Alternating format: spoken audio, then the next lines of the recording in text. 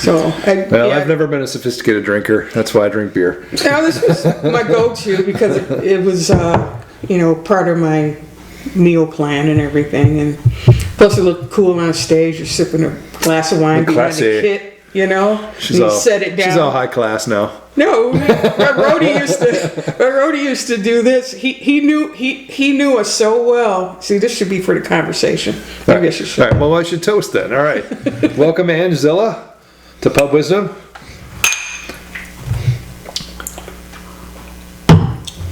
So my guest here today is Angie from, I've known you from, not from a bar or a pub, but from work. And you and I worked together a long, long time ago at GM Willow Run, and we were doing some testing. And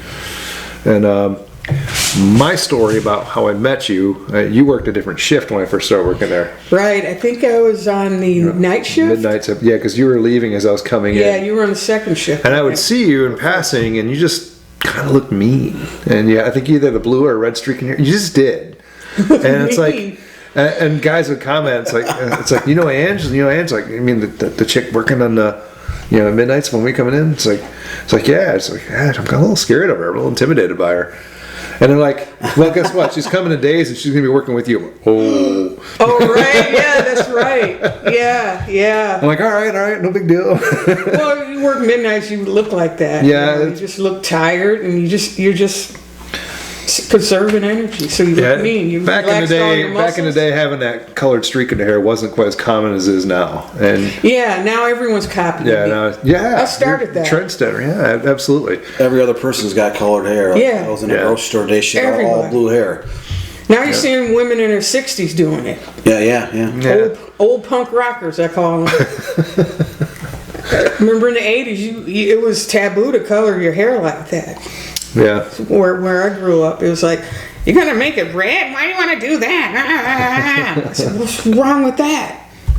I want green. No, you shouldn't put green. You'd never get a job. They're all like that. Yeah, it was always about get your hair cut, get a real job. Yeah, it was all that. Nowadays, you walk into a restaurant and every other waitress or waiter has green hair, blue hair. Yeah.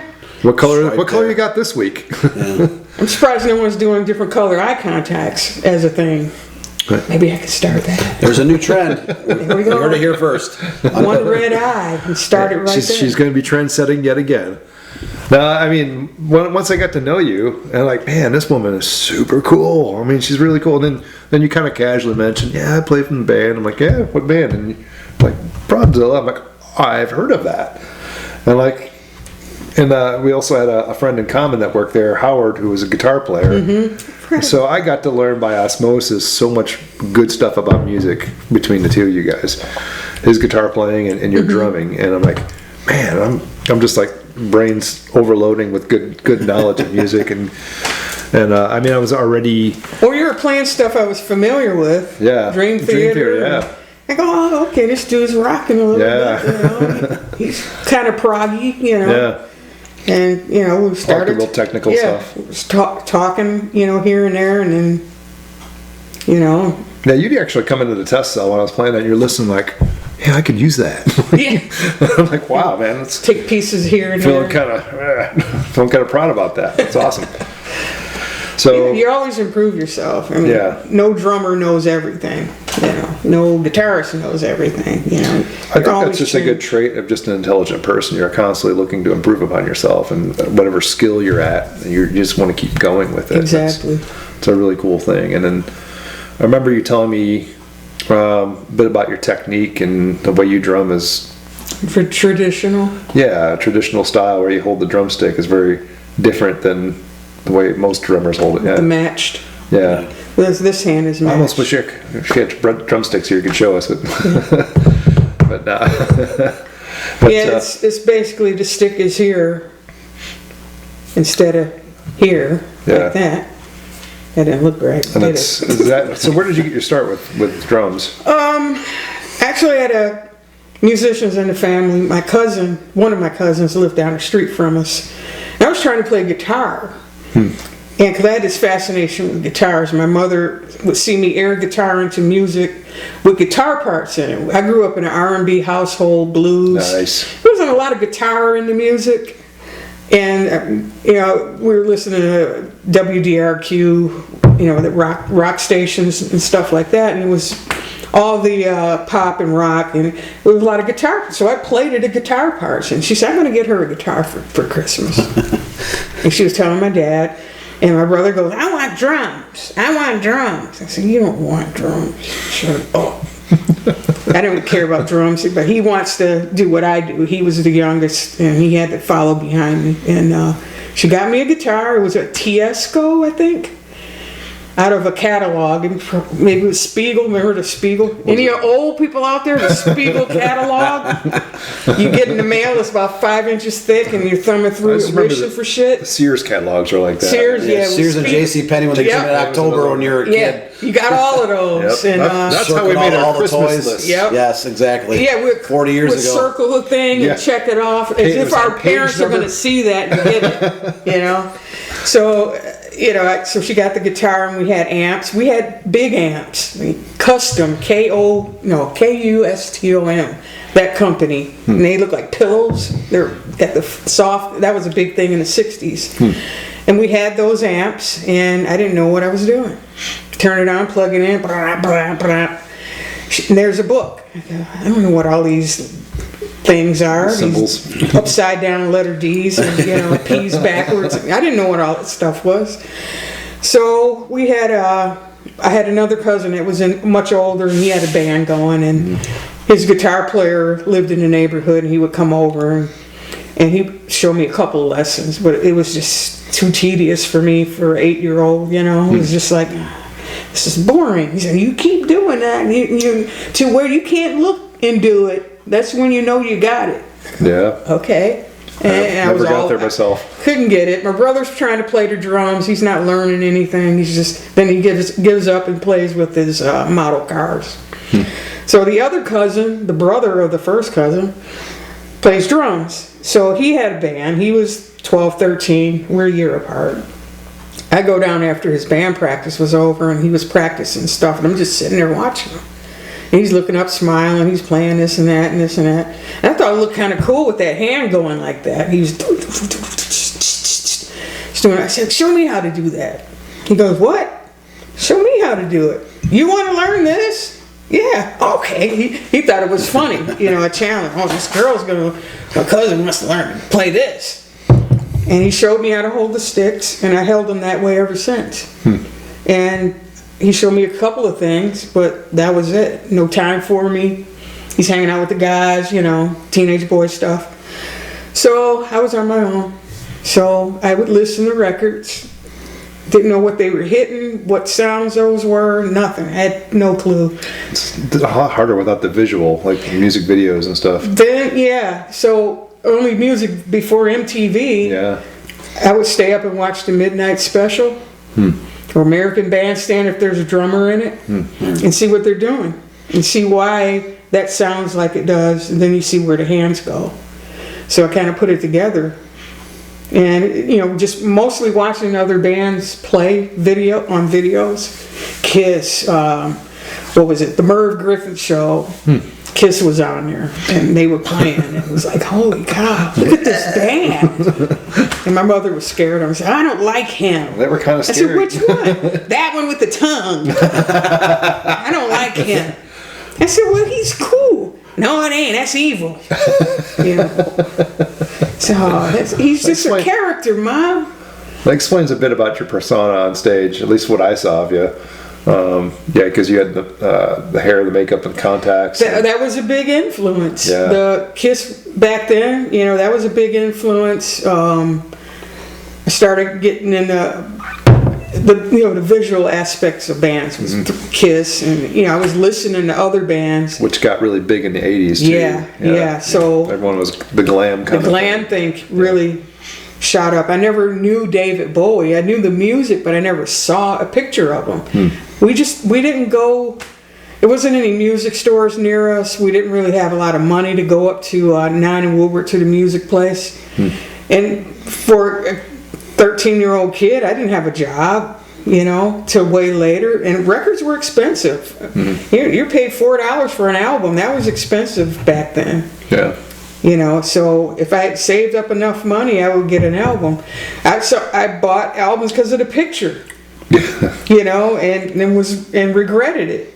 Yeah. It was like one song. I heard about the band on the radio. Right. I go, oh man, look at the hair. Look at the hair and makeup. Was like, oh, I wasn't trying to dress up like a lot of the girls. I wasn't trying to wear makeup like them. They blue eyeshadow.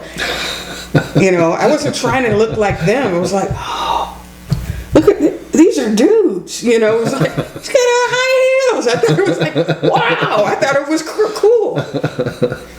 Fast forward to now, people are tripping, you know. Tripping. I don't know if that's the word for it. Really. Yeah, it's like this was back then, you know. And so Kiss, the artwork that he recently passed. Too, I forgot his name. The guy that did all their artwork, and it looks so real. It's like. These guys look like they would destroy the fucking earth. On Destroyer, Yeah. they're jumping like this. Oh my God, they're going to destroy the world. That's what it looks like in this picture. They're destroying the planet. I think that's what they wanted. But yeah, it evolved. You know, another group that was scary to me was Parliament Funkadelic. They had 8 or 9 guys in the band.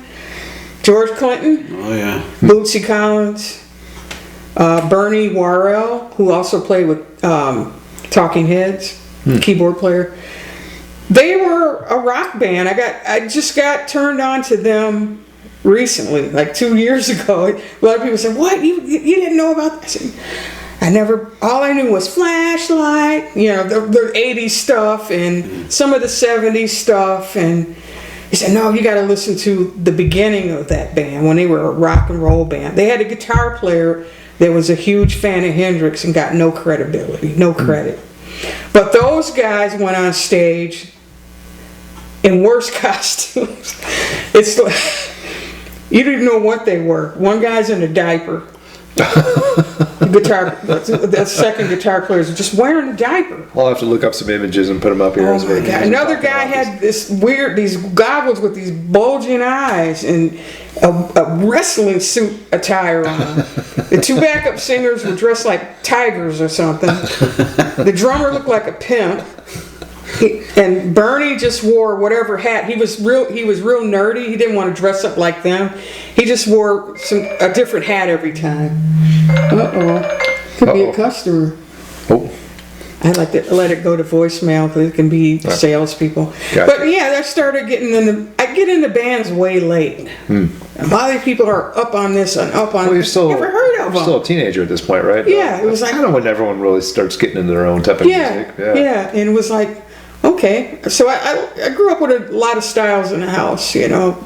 Yeah. Stevie Wonder, Peter Frampton, Kiss. Good range of influences. Yeah, Parliament Funkadelic. Just looking at the cover, the Mothership Connection. They got a spaceship and smoke. This dude's got fucking fur coats on and boots. Who are these guys? It's like, wow, okay. A lot of showmanship. Yeah, a lot of those bands were, you know. They entertained. Yeah, they had a It wasn't stage just the presence, music; it was the showmanship and they stage entertained the crowd. They danced or sang or did some kind of choreography, special effects, anything. You kind of miss that sometimes.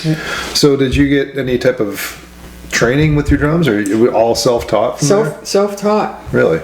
I kind of wish I had more training, you know, especially with the left hand. So my mother thought she could help. And she had some records of Gene Krupa, big band jazz. Oh yeah, guy. jazz, absolutely. She goes, you gotta listen to Gene Krupa. So she didn't have an accent. You gotta listen to Gene Krupa. Why? You gotta listen to him. You learn something. I don't know what he's doing. Here, just play the records and listen to him. You know, I want you to go around the drum kit like him. What do you mean? You know, boogada boogada boogada boogada. That's what she would say.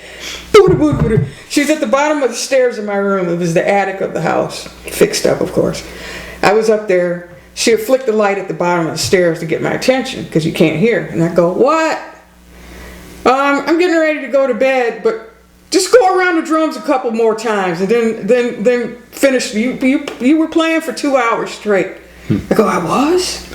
Time didn't mean a thing. Yeah. You know, no internet, no cell phone, nobody texting Says the you. person who's the timing part of the band. Yeah, you know, boogity. And I was doing it all wrong. I didn't know the technique, the real way to do it. So I came up with my own way of doing it.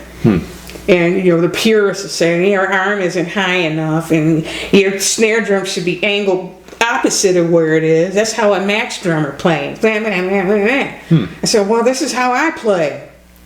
You know what? Nobody critiqued Eddie Van Halen for Yeah. being self-taught. Yeah, it's like, you know. But you had a great influence, like Yeah. Gene Krupa, Buddy Rich, Yeah. Max Rocha. These I got to see Buddy Rich on These guys are TV. legendary jazz percussionists, Yeah, right? yeah.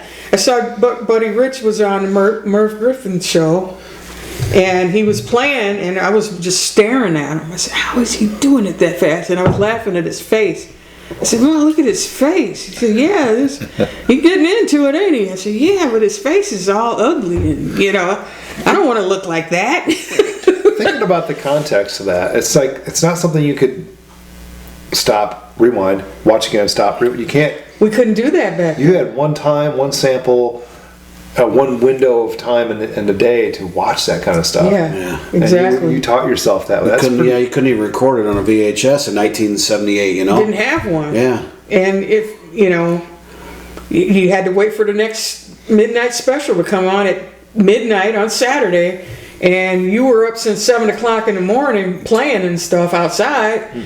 Now you're doing this to stay awake for the show to come on. And one time I actually thought I could fall asleep and wake up. It was over with when I woke up. And they had Ted Nugent, what was it? The California Jam 2 came on. And it was this big outdoor concert, and Ted Nugent was in it, Journey, Heart, forgot who else. There was a big name. I said, I gotta watch this. A lot of big and watched the whole thing. You know, it was like just watching the drummers. Nice. Just watching them. And then The Song Remains the Same record came out. I borrowed it from a friend of mine in school. And it was on an 8-track. And they were doing Dazed and Confused.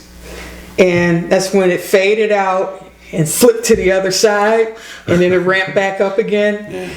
So I remembered the song that way. So when I actually heard it without that, I thought something was wrong. You know, I said, well, it didn't. What happened? The fade out parts. Oh, that's right. That was an 8-track. This is what it's supposed to sound like. It's amazing, like what you learn. You get so ingrained in it from the technology of the time, and then you advance to a new technology and it becomes something different. Yeah. And that kind of goes back to that era where the 8-tracks, because the 12-inch vinyl single came out because it was so common in the mid to late 70s where rock songs and like dance and disco songs were too long to put on a 45. Exactly. So they started pressing singles that were 12-inch. They still make them with rap songs and dance songs today. But, a lot of people don't know that history, but because like Stairway to Heaven. Yeah. Bob O'Reilly were never released as a commercial single because they were technically too long to put on a 45 without distorting the song. Because the only way you could find them was a rare promo on 45. But that's the reason why back in the 70s there was a shift. Right. Because the 8-tracks, correct me if I'm wrong, they didn't last very long. No. They were awful, especially when you heard the end of your favorite song. You can't go back to it. You got to let the rest of them play, and then you can get to it. You know, it sucked. Then the cassette came out. Cassettes were slightly better, but I've got a bunch of old cassettes that are worn out from fast forwarding and actually knowing exactly where to stop. Oh, gotta rewind a little bit. Yeah. And you stretch the tape out. Yeah. I remember doing a lot of that. Well, then CDs got a little better where you could just bump it and then go to the next song. Yeah. And now we're fully digital, and now streaming. And now you can pretty much get whatever you want on demand, which is kind of interesting. Yeah, I never thought of that as a kid. Never thought of music on a format like that. All you thought was tapes and records, tapes and records. That's all it's going to be, tapes and There's records. still something about physical product, though. Yeah, I mean, yeah. I still personally go to record stores, so I haven't gone in a long time. Dan's a bit of an audiophile. yeah. That's especially why I wanted to have you here for Ange, because I knew you guys could connect it on a different level that I'm not quite there. I look at Ange as like one of my mentors of music. It's like I learned so much from you, and it's like, wow, teach me more. And just by listening to you, it was just, it's like, okay, Appreciate it. I learned a lot, and yeah, it's. Accomplished something in life. I'm so glad to have you here on Pub Wisdom. So Yeah, so glad. another toast. Definitely. Cheers to that. All right, I'll stretch out. There we go.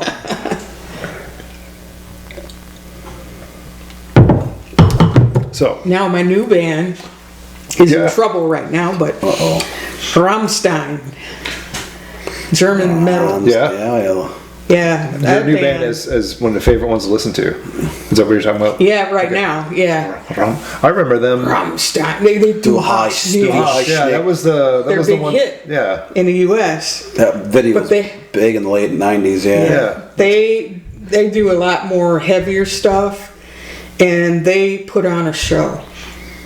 Their singer, in an interview, one of his influences was Alice Cooper with the stage The props. shock rock kind of Yeah, stuff. so they became one of the biggest shock rock groups. I mean, More so than Oh my like Marilyn God. Manson, or because Yeah. I've heard of them, and I remember that first song that made it big. But I hear people are really into them now, but I haven't gone back into that. they have a lot of their stuff is dark in nature. Stuff that happened in Germany in the past as well as Nothing happened in Germany in the past. No, not at all. they do a song called Deutschland, and it's about German history from the barbarian times all the way up to now. They have some songs with some comical content.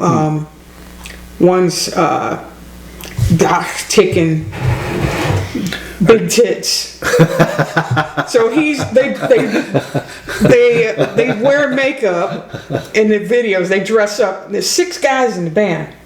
They're all in makeup, and they're dressed like old German with the suspenders and the lederhosen. Oh, gosh. In a little village, there's goats running around, and the women wear those fluffy sleeved. Is there a poly girl up here? Yeah, right Yeah, there. they dress like that. And they were like that, yeah. And so he's an old man and he's blind in the story. And he wants to get married. He wants to marry a woman that has big boobs. But what's going on is the whole village is full of women with big boobs running around, but he can't see them. That's what's funny about the whole video. They're sawing wood and their boobs are going like this, and they're drinking, they're walking around with steins, toasting each other, and he's walking around with a cane, blind.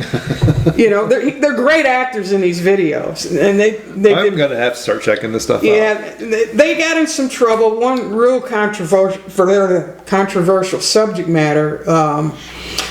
The keyboard player. Okay, he's the skinniest guy. Well, him and the bass player, the skinniest, tallest guys in the band. The keyboard player has 2 keyboards, and he's on a treadmill. And he's wearing this suit that looks like a space suit, like it's all glammed gold. He almost looks like a fish. And he's got glasses, and he's a fantastic keyboard player. He comes up with the perfect sounds for everything, I think. And he's on a treadmill playing these keyboards, or sideways, and you see him from the side, like he's running. It's like, what is this guy doing? That's crazy. It's the weirdest thing. The drummer's awesome. Rudolf Schneider. He's awesome playing. For this band, I even copied some of his stuff and some of his ideas, and putting it into this band is more progressive metal than Broadzilla was. And they do a song called Puppe, Puppe. It's not puppy like a dog. It's not puppet, but a puppet is like a doll. Okay. And it's a story about, like I said, it's real dark subject matter. This baby that's in the crib, and the woman that takes care of him goes to work every day, but she doesn't take the train to work.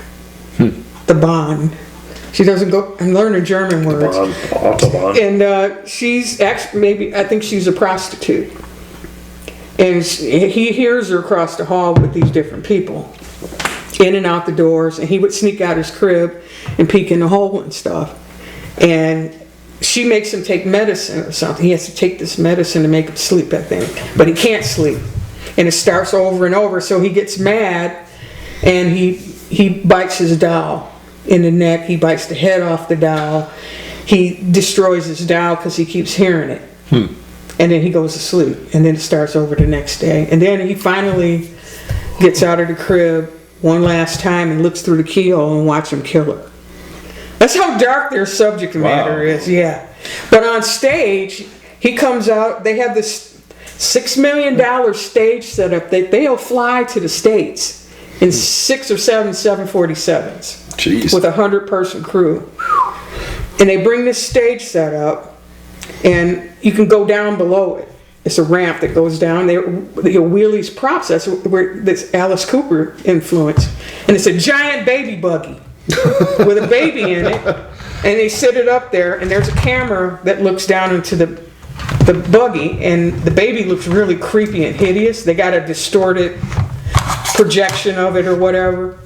And he does the song, but they do a lot of stuff with fire, pyrotechnics, of course. And they set the thing on fire. I mean, they top everybody with their fire shows. Fire marshals cringe when they come to their towns. You know, they're shooting flames 6 feet or more in certain parts, and they got these 2 towers that stand up that look like this black smoke coming out of us. I think they're using kerosene and propane. So they bring several gallons of the fuel with them, and they have the zone in front of the stage, the fire zone, that's like 20 feet. And my roommate's son went to one of their shows in Baltimore. He said he was right there, and 20 feet ain't enough. He still felt the flames from that stuff. The drummer complained because his drum tones changed because the heads are plastic, mylar. The drums, sometimes they would have to switch them out. And the other guys, they have to stand in certain spots at certain songs because stuff comes out of the floor. Yeah. And Till's walking around, the singer, with flamethrowers, angel wings with flamethrowers, and he's operating all this shit, shooting flames out. You got to see Angle, that song, live. Definitely sounds like a band I need to check out. Maybe we'll play something later. You're reminding me of Metallica's always been one of my favorite bands, but I know James Hetfield was injured in a pyrotechnic incident because he was standing in the wrong spot, and he got burned so badly that they thought he would never play again. Right. And coincidentally, that was a show I think in Canada where they were doing the dual headliner with Guns N' Roses. Okay. And I remember the story afterwards where James Hetfield he got injured and they got him wrapped up and they were trying to get him out of there.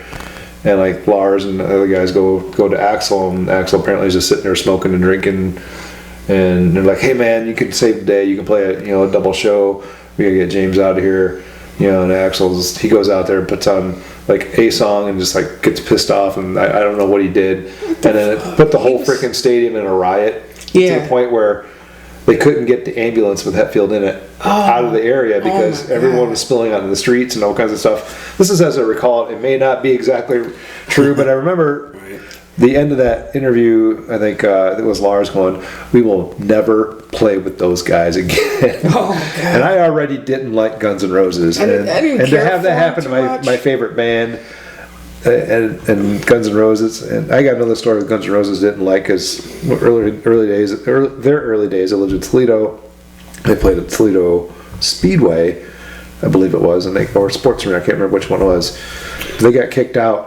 And they canceled the show early for shooting up heroin back when they said they didn't do drugs. Oh. And it's like, wait a minute. And it's like, they got kicked out of a show and canceled on everybody because of that. And so, I mean, that was in the early days when I was like, thumbs down with them. And Yeah, I don't liked a like few Apple's songs, voice, or I but- wasn't a huge fan. I didn't break doors down to go see him. No, I mean, I was never much of a gunner. Like, I remember when Use Your Illusion 1 and 2 came out at the same time in like 1991, and people When Terminator came out. Yeah, people were lined up at record stores and like, I don't even like the music on this. Yeah. They'll go buy it. I I mean, think Mr. Brownstone was a good song, I thought. I mean, that was on Appetite. Yeah. yeah, it was very few I liked, Yeah. and, yeah, it was one of those bands that thought they were going to be the next big thing, and they fuck it up. Well, Axl fucked it up. They were pretty big, but yeah, it seems like Axl was always the root cause of all that.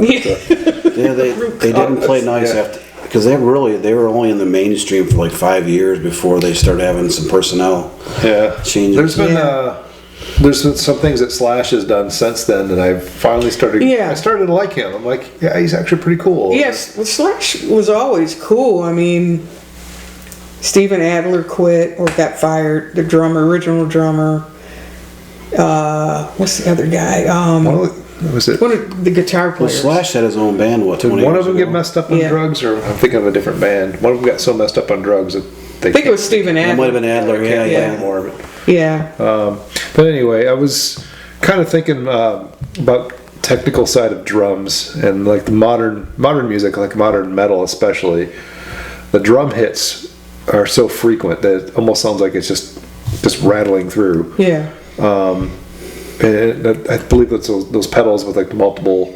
I don't even know Like what to call like it. a bass pedal. Yeah. Just Yeah, I use a double pedal Use a double, but because I have a single bass drum. what are they using on some of these newer bands? Is that something you like or don't like, or Well, a lot of them are actually playing that fast. Really? The pedals they're using, a lot of science went into them. Yeah, They're super balanced, ball bearings, aluminum, titanium.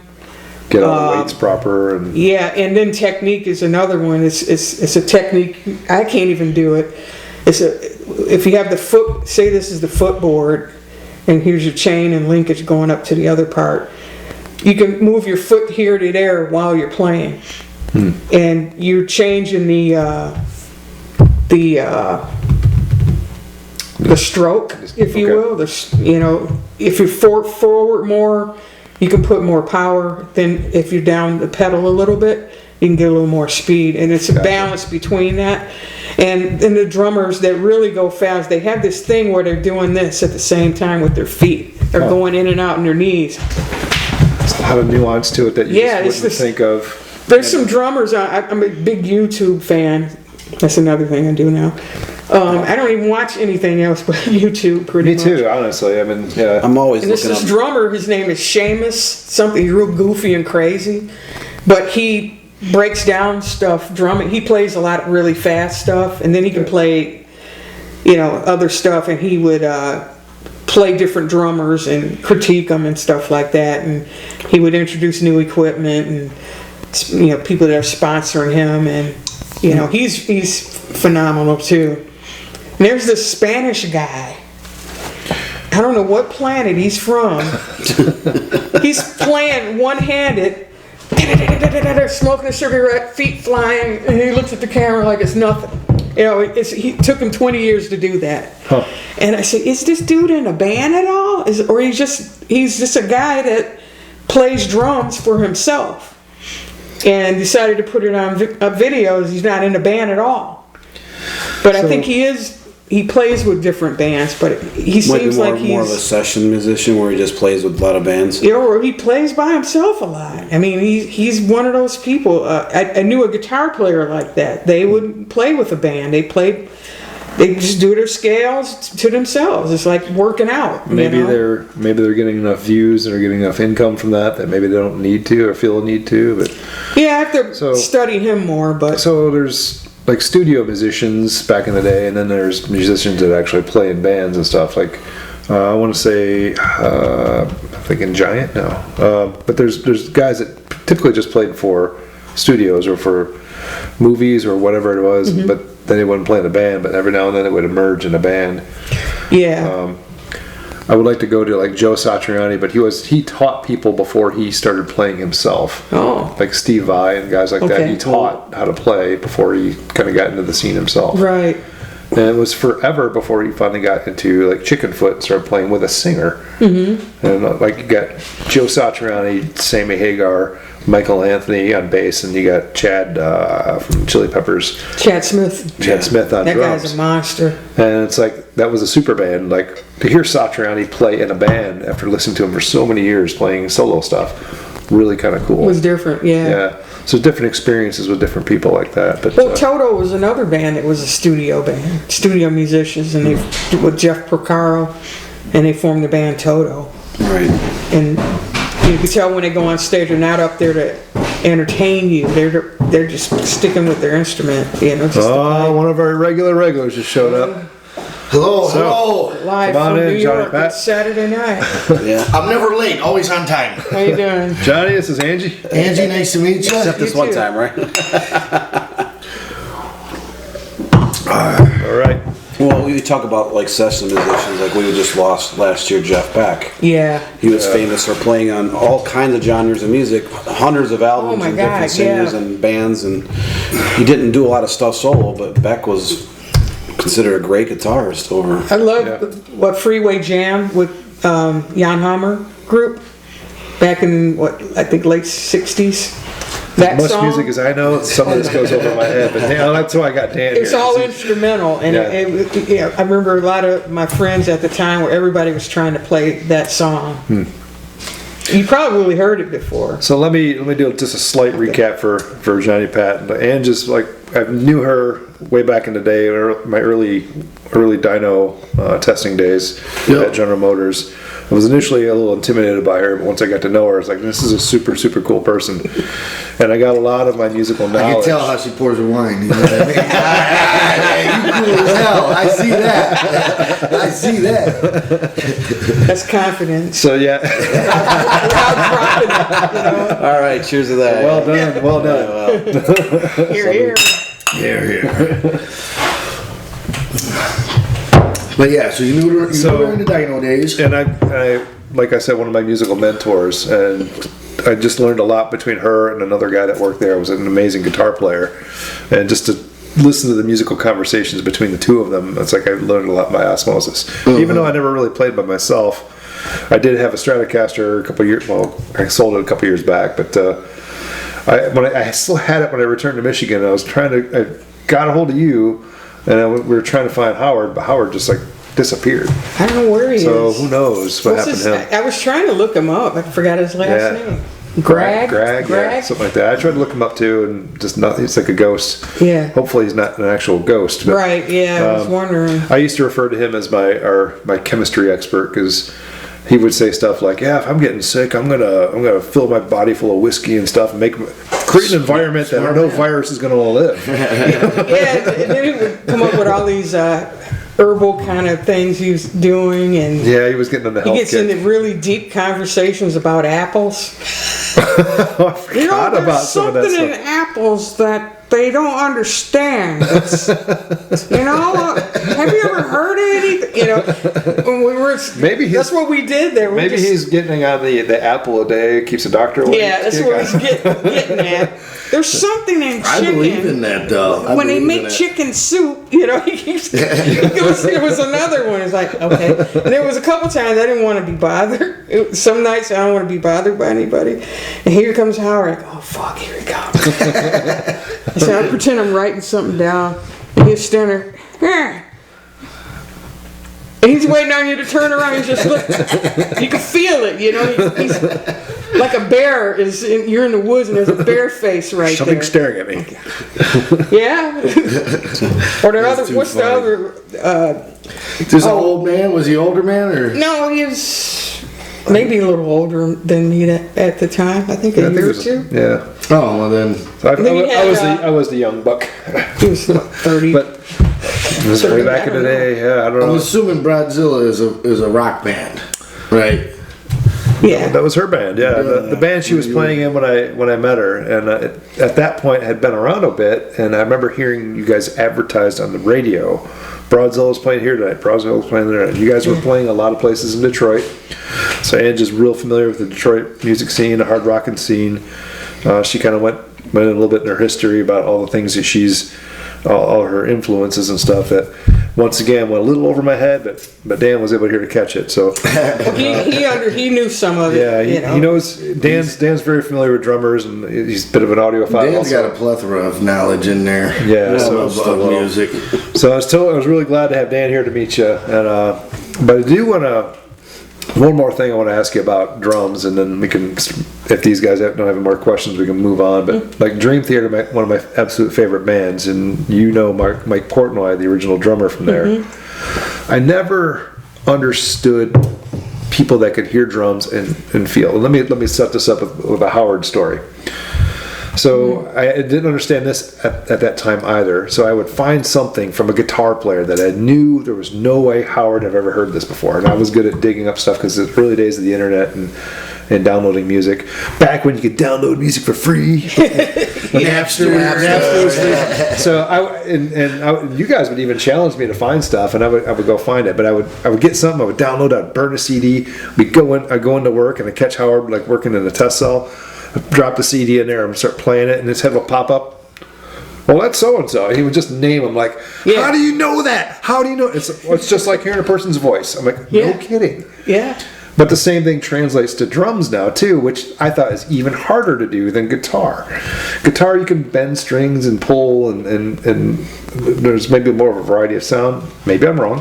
You're tilting your head like I'm wrong. No. I'm doing the old dog tilt. Okay. Like, listen. But so Dream Theater, I've got a good example with it because I got really familiar with their original drummer, Mike Portnoy, considered one of the best drummers of all time now, like above, not above, but he's joined the ranks of like Neil Peart and Jason Bonham nowadays. So people look to him as like he's one of the go-to drummers. But he was replaced by a drummer, Mike Magnini. Magnini, it's Italian. Magnirini or something. Yeah, it's something. We're both struggling to say it, but that guy, I will say, is technically as talented as Portnoy. But you ever hear that guy talk? It's missing a feel to it, though. Just your facial expressions there makes. But I think he was another. I've never seen him. He was another guy that was like, I think, an instructor for forever, and now he jumped into this band. I think he might have done some stuff before, but to listen to the difference between the two drummers, Portnoy had a lot more feel to it, a lot more emotion. You could hear it. Mike Magnini, whatever, is very, very robotic. He's precise, yeah. Exceptionally precise, but very robotic. Oh my God, he's too robotic. Yeah, and it almost feels that way. It's like it's almost sterile. Yeah. Like almost. That's what I meant when he talks. He was talking. He was doing a thing on YouTube, and he was talking about. I think it was a drum clinic, and he was like. He sounded like a computer talking. Almost no emotion. Like it was. It's the same way what he was saying sounded like a computer is saying it. It was like an android was talking. Yeah. Like Data would say it. It's weird. Star Trek. It was like, it's God, how technical can you be, dude? I mean, it was so deep. It was really, really deep. We probably should take a quick break. We're getting pretty long here, and then we'll get into some more stuff. I almost forgot that you are also a Star Trek nerd, and maybe we'll come back to that here in a minute. I'm one of those nerd chicks. Right back.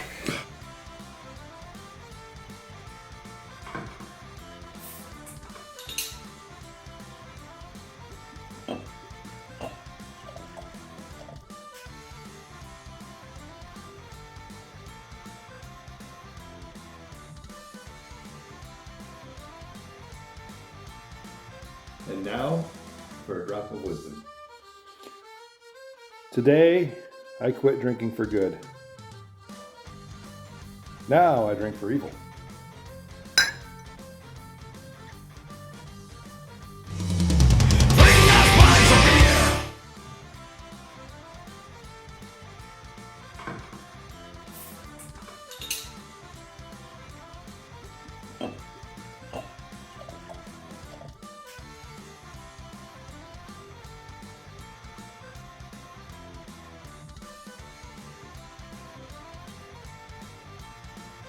And now, for a drop of wisdom. Here's to making common sense common again. Cheers.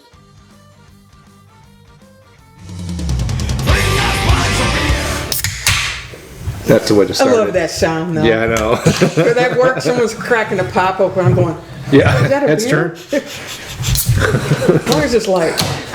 I'm sorry. What's that? As long as it's light beer. Less carbs. I'm low carb. Yeah, I mean, I will. Well, there's some good ones out there. There's so many good beers. If I'm going to drink a lot, I just could go to a lighter beer.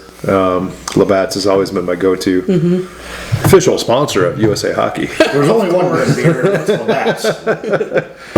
It's the We would love a beer sponsor, by the way. It's you know, Labatt, eh? Somebody put I was thinking Canada, right? Somebody put a meme on there, said, yeah, I smoked 2 packs of Canada today. Oh, I saw that. I saw that this afternoon. It was great. Isn't that wild? Though? yeah, we need to go on a vicious attack. And That was the thing. I was thinking it was a cloudy day, and I'm looking, it's kind of orange. It's just blind. Yep. It's- And it's like, holy fuck. He said, well, yeah, there was wildfires in Canada. I said, where in Canada? All over Canada. All of it.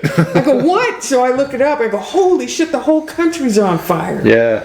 Oh my Well, you know, you don't lost- think of them having wildfires Well, you like think- California. You think Yeah. it's 2023? You think they'd have some form of defense against that far up, that far where it's at, you'd think there'd still be snow. But I mean, anyway, but They said it was so dry. they haven't won a Stanley Cup in 30 years. Las Vegas wins it in 6 from their inception, and they just lose their shit up there. They're gonna burn. They're going to burn the city. Burn it down. Burn the whole country down. Burning down the house. Yeah. There's no ice in Vegas. Ah! Oh my God, that's cool. Oh, the joke. You're right. It is a conspiracy. Yeah. Yep. I didn't even want to click on anybody's conspiracy because it was going to be so dumb. I looked at a Detroit on. article on that, and it actually, and I went down, looked at all the comments, and I'm like, oh, It's like people. sorry I went there. Yeah, yeah. Oh, the internet's ruthless. We got a lady at work that There's believes a lot of keyboard warriors out there. chemtrails or government spraying us with stuff. I said, what's coming out the car exhaust then? Well, I heard Are one, the car manufacturers spraying us with stuff? I heard- Kinda. I heard one. But come one on, conspiracy theorist that is formaldehyde. And they're just They're talking about that on the radio today. Yeah, I heard one conspiracy. Yeah, that was a tough one for me to even sink Well- into, because anyway, Don't buy carpet for your house. yeah. It's full of formaldehyde. Yeah. And even all the degassing of automotive interiors is Yeah. That new car smell is actually quite toxic. Yeah, exactly. So let's People are dumb. let's talk about your new, well, it's not really new. You've been doing this quite a while now. Your pet taxi business, Oh, real quick. yeah. Well, 12 years. 12 years. It has been a while. Yeah. Cabo the dog's been a customer of yours. Yeah, he has. So yeah. Yeah, he's So let's he's a talk a great little bit. customer. What inspired you to do this, and what exactly is it for anyone listening? Well, it's a transportation service for pets to get them to the vet, groomer, airports, people with no cars, senior citizens that can't drive anymore, disabled people, anybody that needs assistance with their pet getting them somewhere. Not me. So he's calling Pet Taxi right now. That's actually what I was doing. Can you take my dog Chevy somewhere? Yeah, the owner can ride with pet as well. I've got a coupon for your business. Don't do coupons. No, I actually when I No, pulled There will be no pub wisdom discounts. Sorry. There's no QR code for discounts, people. when I pulled up, I seen the vehicle and I was like, "Oh wow!" First thing I thought of was Chevy, and then I seen you got the pet sitting as well. It's Yeah, not just a taxi service. Right. Yeah. You know, there's more to offer there. yeah, Too, so. yeah. Pet sitting. Even dog walking. That's a tough one. That's a hard one to do because of the time. You know, I did some dog walking. It seems to be the kid down the street does it more. I said, well, let them do it.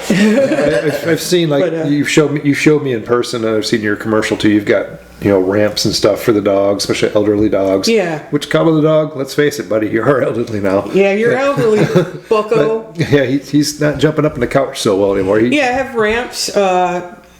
dogs with bad legs, you can assist them with the sling under the waist and take the weight off. You've showed me that and too. walk them up. Or if you can pick them up and put them in there as long as you don't hurt them. Different cages I can use internally as well as the vehicle itself is a cage setup. Not that one. I have another one that's set up inside as a cage setup. That one is slowly being fitted out when I have the time. Oh, the vehicle you have outside. Yeah, I just have a big cage in it right now and some pillows and stuff and some smaller ones for some stuff. But it's a time issue with me now. So right, you're quite busy with a day job, the music scene, and then your business too. You're quite an entrepreneur in that sense. Yeah, I keep busy. I got the time to do it, so to speak. You make the time for what you want to do in life. Yeah. You don't just sit around and, oh, woe is me, I can't do this, I can't do that. You make the time to make it work. Yeah, you definitely do that. And I value your time here too. So yeah, otherwise I'd be watching YouTube right now. Hey, we're on YouTube, by the way. or I'll be doing a pet run. An emergency pet run would happen around this time. Those calls that came in was no one left a message. So okay, good thing. Usually I call them back, and it's somebody trying to sell something, or it's a dummy trying to contact you about your car's extended warranty. Yeah, that too. Or someone's on there drunk, wanting to ride from the bar. I had a lot of those. Yeah. You can sit in the cage, buddy. That happened. A guy. It was a few years ago, and this guy calls. And he was drunk, and he was at what was the bar? It was in not Mount Clemens, in Clinton Township. I can't think of it. It burnt down. Anyway, he wanted to ride home. You hear all the people in the background. I said, you call a pet taxi, right? The Pet Taxi, and his friends heard it. I guess I don't know if he had it on speaker, and they were going, get in the car. They're barking in the background. I'm cracking up laughing. They go, well, I could fit in the cage. I said, no, I can't do that. And they said, call a cab. This is before Uber came out. So I had a lot of that. So, sure. So yeah, with what I'm doing, it's hard for, Uber's out there. In a way, it's competition for me, because some of them will take pets, but not all of them. So, you're set the pit up. bulls are discriminated against. I get the feeling, and people are scared of them. They don't want them in their dog. But a lot of bullies are awesome. Yeah. Oh, they're great dogs. My sister has 2. Yeah, he's got one. Everybody's Chevy's got a them. sweet girl. Yeah, They're great dogs. And he's a pit bull in the car. I said, well, why did you respond to Uber Pets then? They got Uber Pets on the app. Oh, no kidding. So I figured they were people that are accepting pets. But what they do is they'll broadcast it to everybody. So then that one person that's closest will come over and they'll see you standing there with a pit bull in a purse. And they're like, no, can't do it. And they zoom off. Several people told me that. They pull up and they go, no. Go. Okay, fine. Huh. I wish I knew about you. Yeah. But I don't have a TV commercial that I can afford to play every day. Yeah, it's hundreds of we dollars. only accept Chihuahuas. We'll play it here. Any description, any links or anything you want, we'll put in description here, and our 10 viewers will we'll get the message. They featured me on Live in the D. A few months ago. They did a story. It's on their website. If you could probably download it. Okay. Click on Detroit.com. Try to find a link to that. Live in the D, like 2 months ago or something like that. Or you can type it in and it'll go to it. Yeah. So it was 2 of my clients that I worked with in it. And the girl did a really good job. I should say the girl, Michelle Oliver. She lives in Oak Park, right down the road from me. She saw my van at the traffic light walking her dog one day. And she called me up. And I go, really? I didn't believe her at first. She goes, yeah, we want to do a story. I said, how much? Oh, it's free. Oh, all right. I'm not paying for it, I had to pay for the TV commercial that didn't do a whole lot because I couldn't play it because they want money.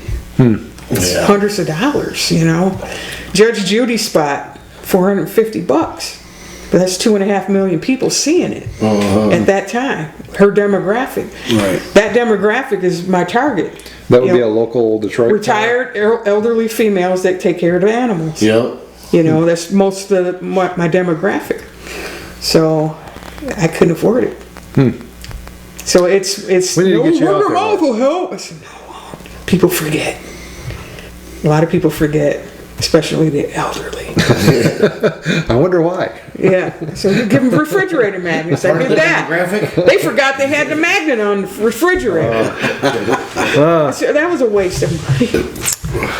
People don't realize cards and magnets and all that stuff costs. You're Yeah, doing, it you're adds doing a up great over service. time, yeah. You're doing a great service for animals, and that's. I enjoy doing it. I mean, this would be a retirement gig for me, you Yeah. know, as long as I'm walking. I think I plan on it. Keep those drummer legs going. Yeah, You'll be walking yeah. for a while, yeah. Well, my job is a gym workout. Yeah, look at those guns. Yeah, all right. I work on school buses. Oh yeah. Oh right on. So I change tires. I can change. Those are big tires. 250 pound, 300 pound tires. But we got tools to do that. But you still have to have some kind of muscle. Oh yeah, definitely. You know, 30 pound impact gun. Yep. I've changed some semi tires. Oh God, yeah. You got the cradle thing. It looks like a wishbone. You lift it off the hub, and then you got your you use a bar. You can use the bar to get it up that's there. kind of what I always use. We Yeah. didn't have no cradle thing. I'd have to get there. Yeah, get the bar. And then just wrestle it. now we just recently got a brake Smack it with a drum. sledgehammer and shit. Yeah, we do that. Yeah, 20 pound sledge. Yeah. Hit the sidewall. Yeah, break them loose. Break them loose. So have you yeah. ever had to spray like ether or something in the tire and light it to get No, the seat? we don't do that. I did that on Bobcat We tire. don't do Bobcat that. tire on the job popped off. Don't recommend that at home, people. And I take it you tried it. We're professionals. You did it, didn't you? Well, I'm telling a story right now about Oh, okay. it. Cutting down trees, a Bobcat tire popped off. So I went to the customer's house. I said, "Well, do you got anything flammable?" And he comes out with some sneaker repellent, extremely flammable on it. This might work, you know. So I spray it all in the inner lining or whatever, inside tire, and then I make a little like a fuse, you know.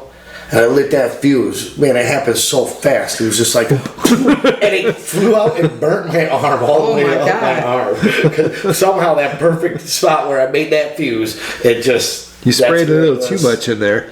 Yeah. Yeah, no, we don't do that. We have a tire company come out Yeah. and drop them and take our old ones back and stuff. They have really strict rules with school bus tires because they had, I can imagine. yeah, because you got kids on it. Yeah, a lot of regulations, And sure. it's heavily regulated. And No panicky had a, parents out there. huh? There's no panicky parents out there with their kids. Right, exactly. And oh God, we had a tire off happen in Ecorse.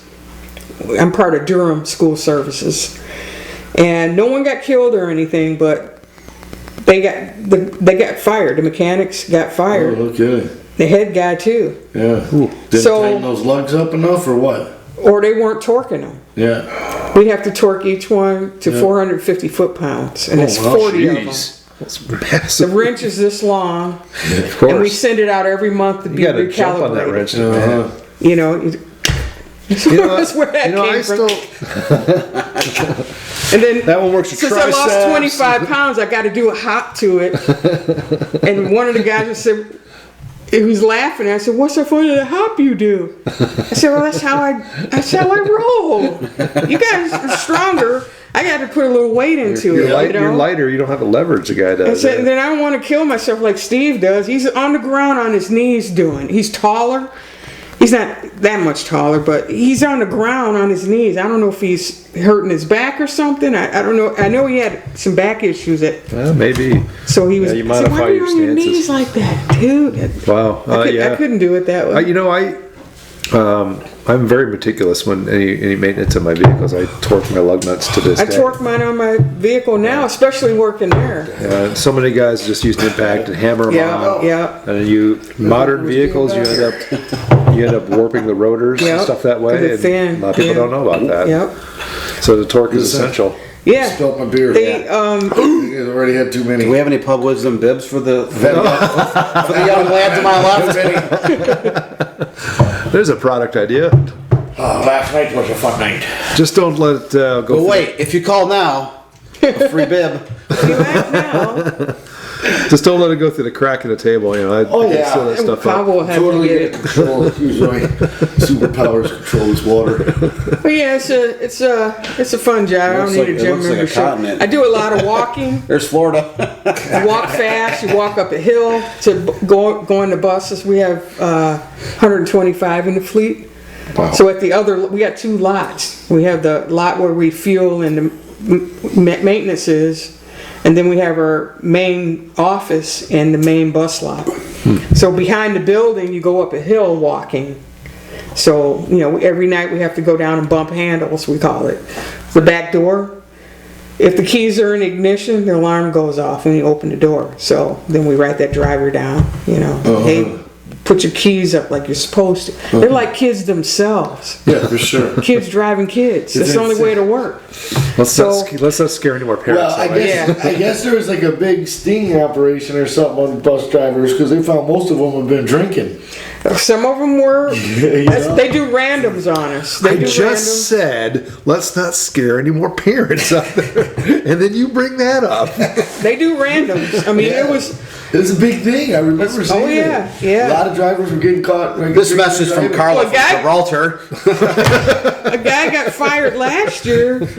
He probably wasn't thinking when he said it was Halloween. The kids were dressing up.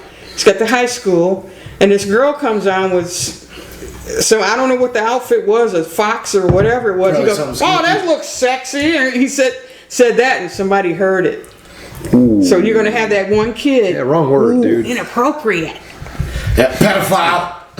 Boom! They had to let him go. If you're young enough to ride a school bus, it's not a good word to use on a kid. I mean, Yeah, definitely. Yeah, I said, dude, you know, he's So gone. does your company have like a centralized office in Metro Detroit then?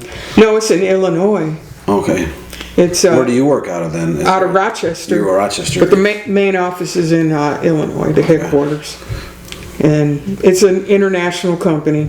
Okay. They're started out by the British, of course. that's wild. Start the school bus company and take over America. The British are coming. The British are coming. The British, they drive on the other side. Oh my gosh. No, it's not a bad company. I mean, all companies have their little flaws and stuff. But they got real strict with the tire thing. So one person screws up, everyone gets punished. So we have to do like if we have every time we bring them in for maintenance, we got to take all the indicators off, the little plastic arrows you see on trucks. We got to take all of those off and torque all the wheels. If we have to pull it in and pull off wheels, which is we call it A through E PMs, preventive maintenance. Preventive maintenance. So they want us to pull all the tires. This didn't happen before that incident happened. So now they want us to pull them all off, inspect everything, pull the drum rotors off, measure them, look at the shoes, check behind for seal leaks, put them back together, Jeez. put the tires back on, torque it to all of them for 450.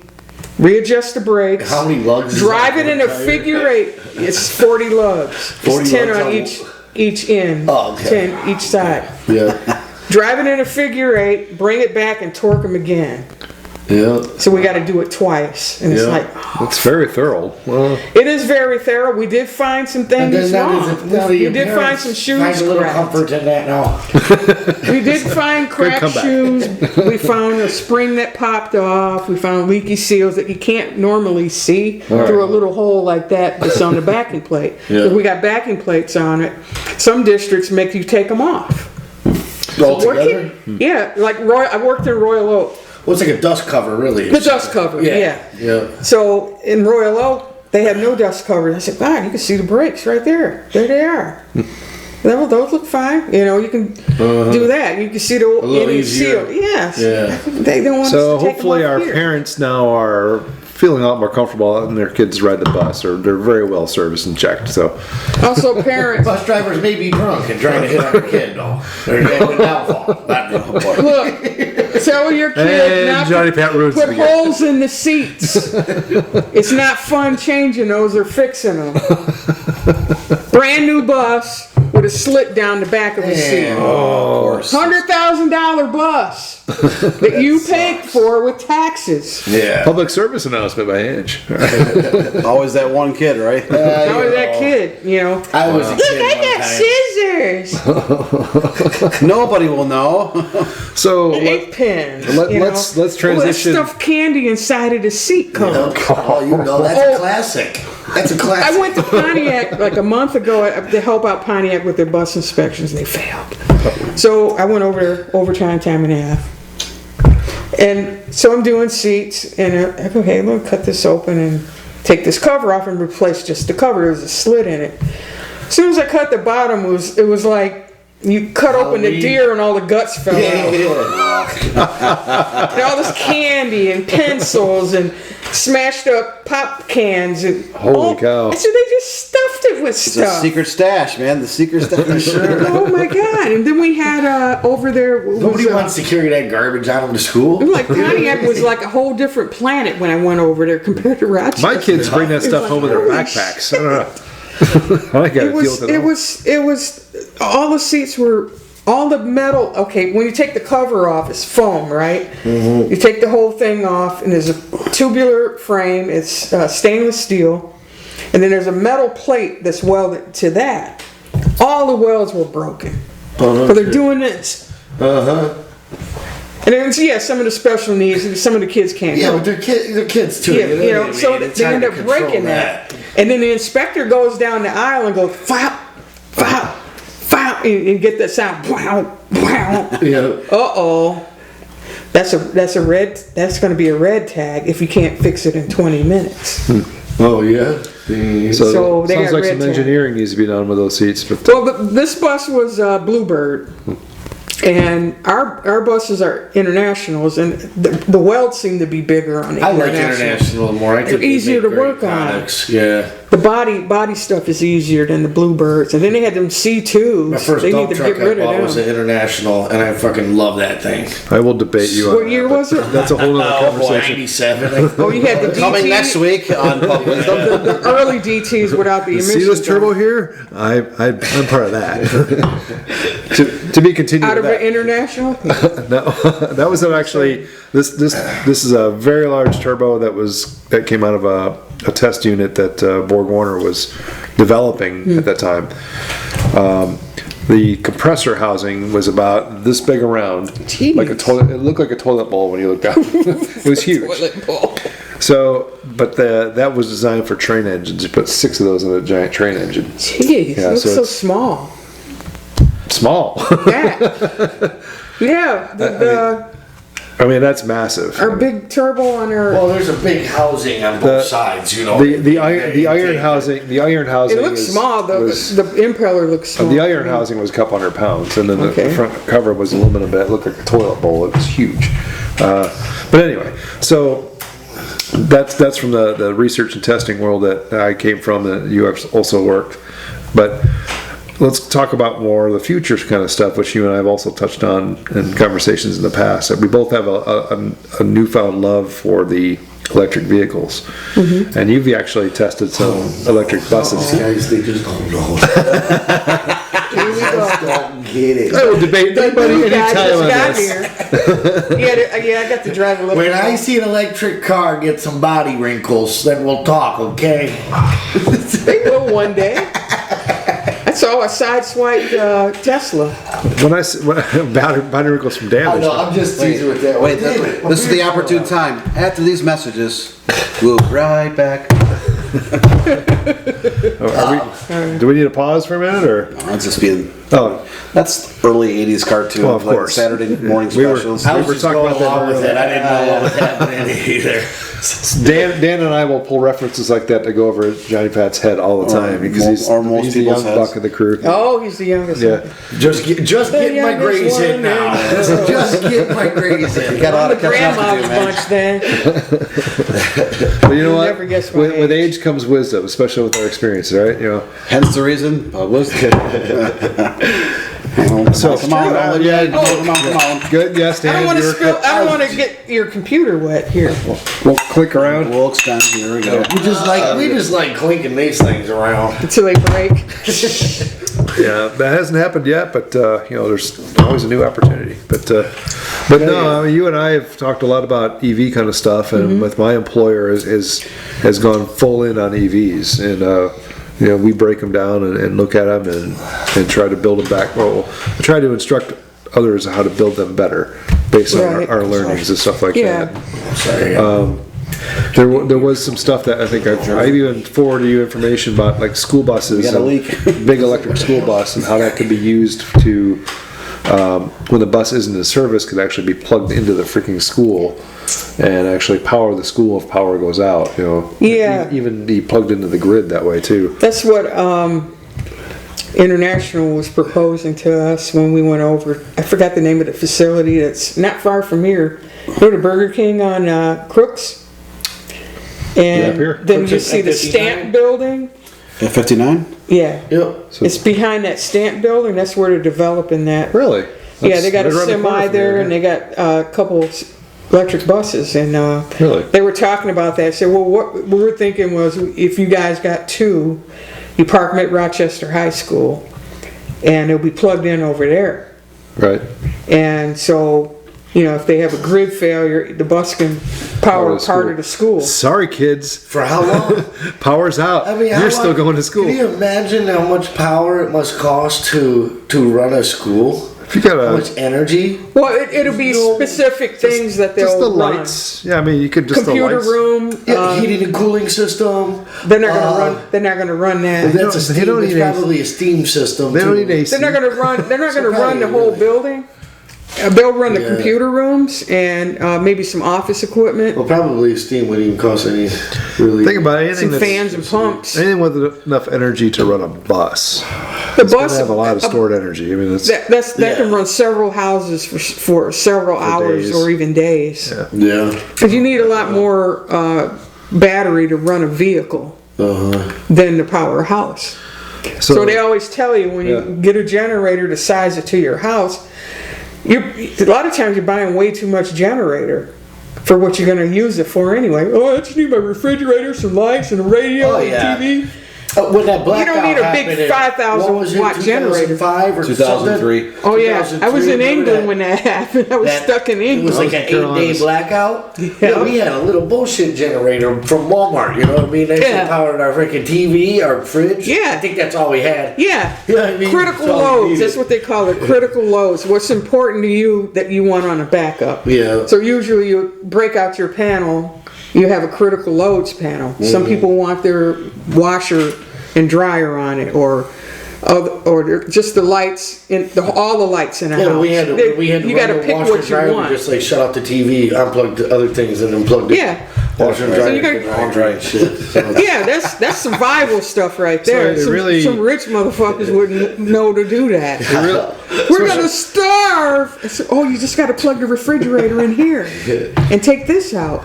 But I don't have a TV. You know, well, you have to do without. Yep. oh my god. Okay, I'm sorry. Just Alcohol is starting to take effect. no, it wasn't that. It wasn't that. It was just you know, the people, how they freak out about not having something. Oh my god, you know. Yeah. No, it wasn't Yeah. you at all. Yeah. No, I got some really cool customers that are rich, but most of the ones, it's like, how did you even make it this far? I know How are you here right now exactly. with us? And how do you deserve this when you're this fucking dumb? Yeah. You don't deserve You get this. dumber with more money. It's like, some people do. You know? It's weird. because it's And convenient. I ran If you into don't- really rich people that If you don't have to knew use your brain, how to survive, knew how to You're do not shit. exercising. So they started from nothing, you know.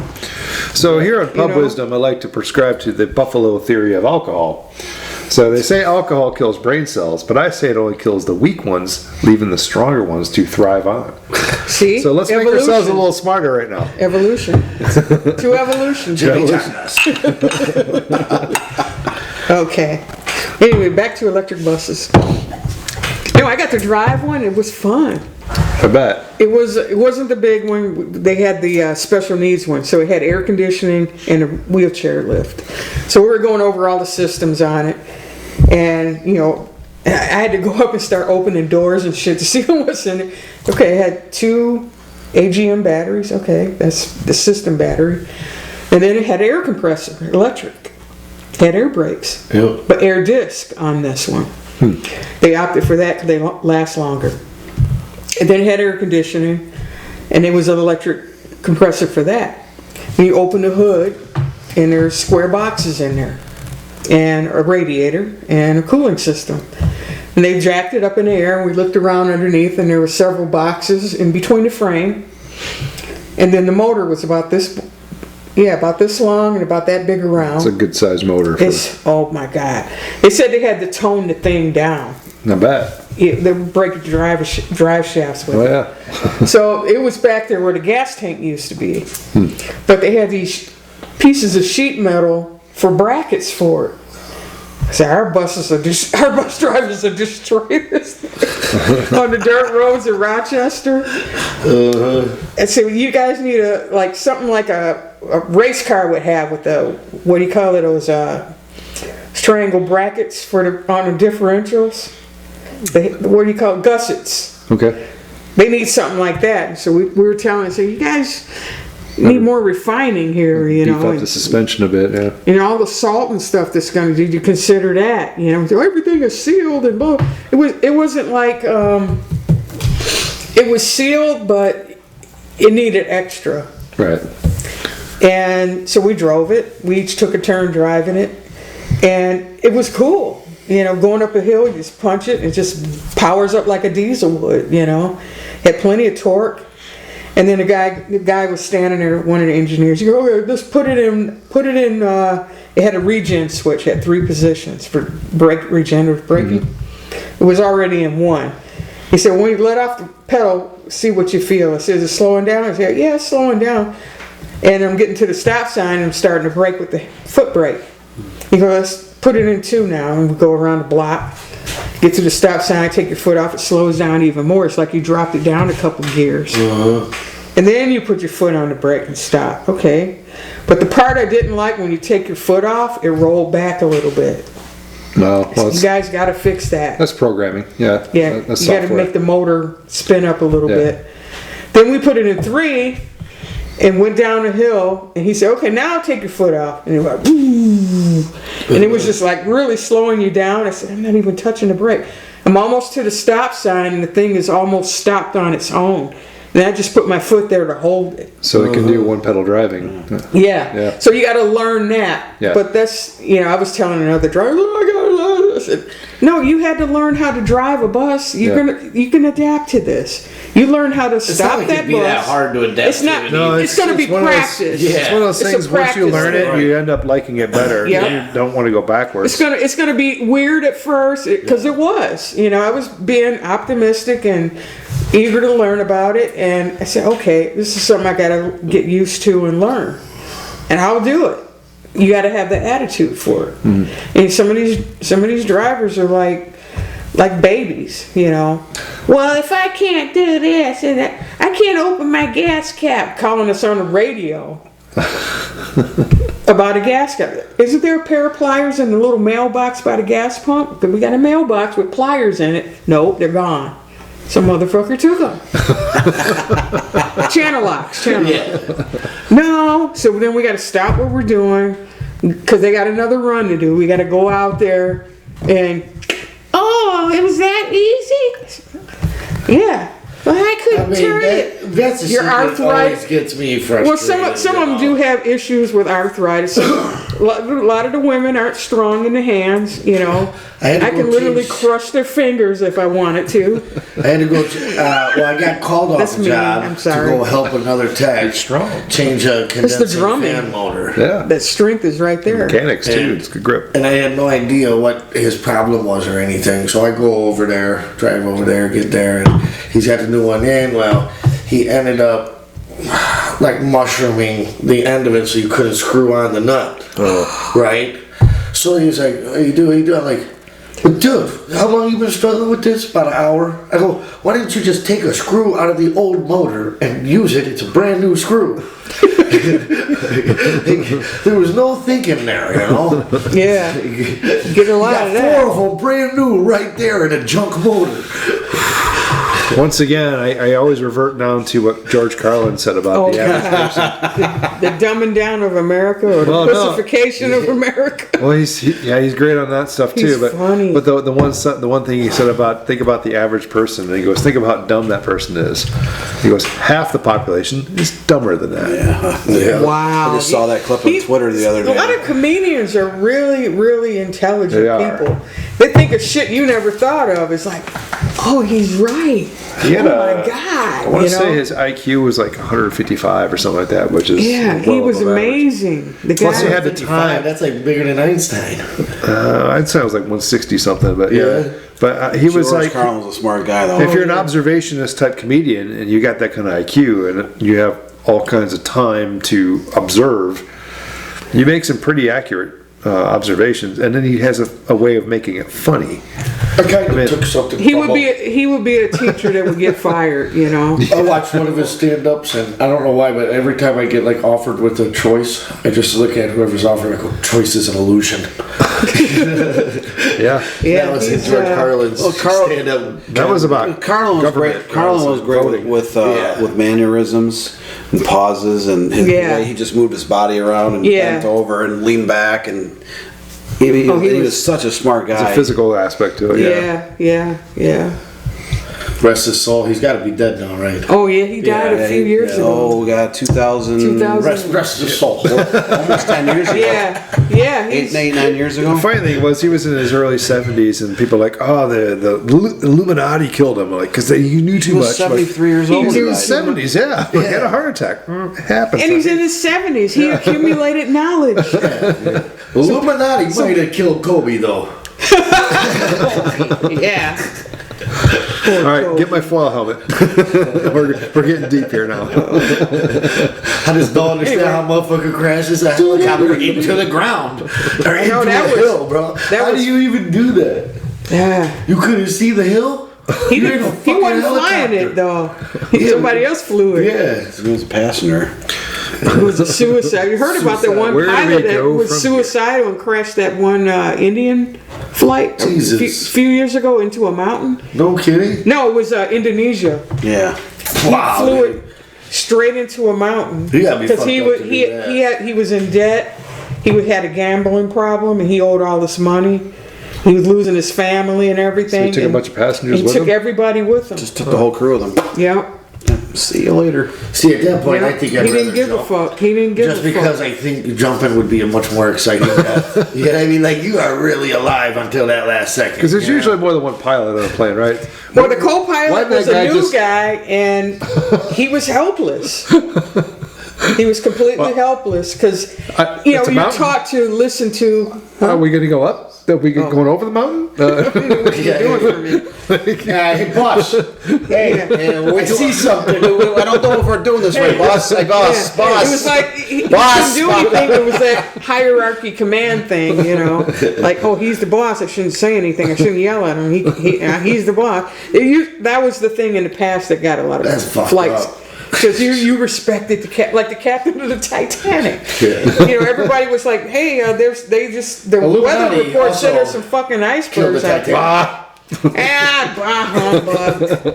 Full speed ahead, Johnny. You know, they start on our shoveling ship? some more coal in the fucking boiler. The thing was going 50 miles an hour and hit the iceberg. Well, But yeah, back to the electric buses. They were $300,000 each.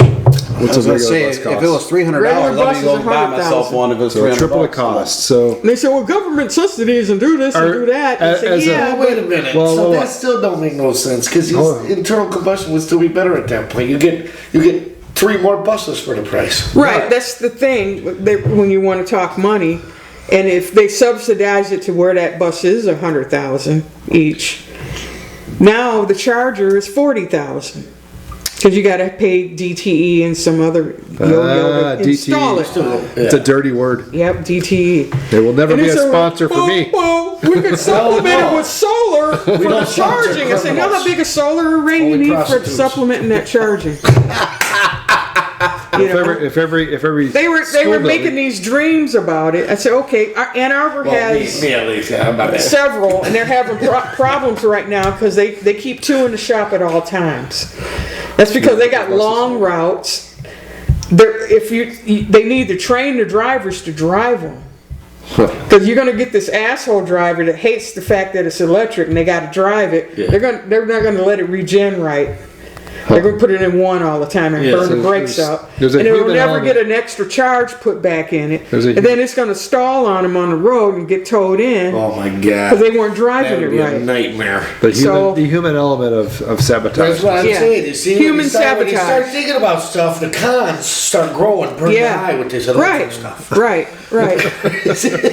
You and I are going to talk after There's this. the tipping of the scales here. Where you There's gonna be some started- off the record conversations coming We up. got one lady, she was talking to one of the mechanics, and she said, well, they were talking about something on her bus, and she said, well, all these electric buses, I ain't driving one of them. I'm not driving one. They're all catching on fire. I said, where are you seeing this? There has been a lot of electric vehicles caught on fire. Oh my There's god. more gas vehicles Statistically on fire. speaking, it's far less of a chance of an electric vehicle catching on fire than gas or diesel. Hey, listen, I didn't look up the research, okay? I did. I did. I did my research through Facebook, okay? Well, see, And I see bird And I'm the one sitting between these two. well, I watched a video, a Facebook video, YouTube video of a guy showing a Tesla on fire, right? And I'm looking at the fire on it. I said, that don't look right. And then he comes back and he said, that was a fake. And I'll show you how it was done. So he had a model about this big. And he set it up, made the trees. He said, look at the That's what trees I'm in the saying. background don't look right. The way the flames came out was wrong. It wasn't there's been like some- a typical lithium some of it fire. It's crazy Yeah. because everything is fake on the internet now. Like every video you watch ever. Even the pranks. You know, when I was growing up, People want and the people made the views. prank videos, they were real, you know what I Yeah. mean? And the shit was hilarious. Yep. And now People it's- really And died. now they're just staging it all up and they like act it out. And Yeah. It's like you can tell the emotion's not there. The real. I know, I'm starting to realness- figure those out. I go, "Oh, this is fake. Yep, every single one. I'm like, fake. It had me for a like minute, fake, you know. It's just It's like the couple, learn the to couple, and the guy's got the hot girlfriend, and he's always pulling pranks. Yeah. Oh, they're funny. every one They're of them's funny, but fake, it's like though. you can tell they're fake. Yeah. Exactly. Yeah, you they're look doing it up- for the views, right? Yeah. You look up. We'll never subscribe to that. Well, maybe, but Like Antwood something, I can't remember his name. You know, he played pranks on his girlfriend, but the shit was real. You know. Oh, when they would drop stuff on each other? Well, no, like he had. She'll walk under the door and a bucket of there's flour always- hit her, and then she'll seen get him them back with ones. something else. You always see I that see stuff with them like ones.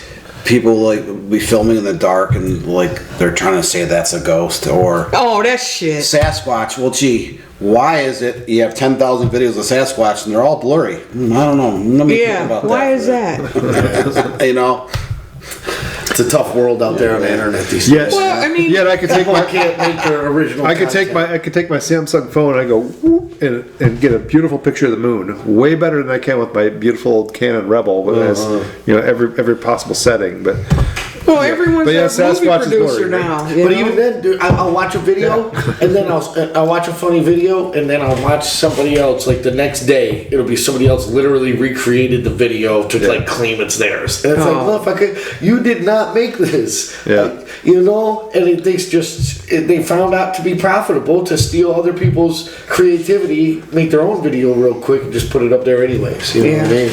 To me, there's moral issues with that. I've always liked doing original original kind of stuff. Yeah, organic content, you know. I've done video stuff a long time ago when I was a kid with 8mm analog cameras and stuff, and I always tried to do original stuff, and it's something just out of my own creativity.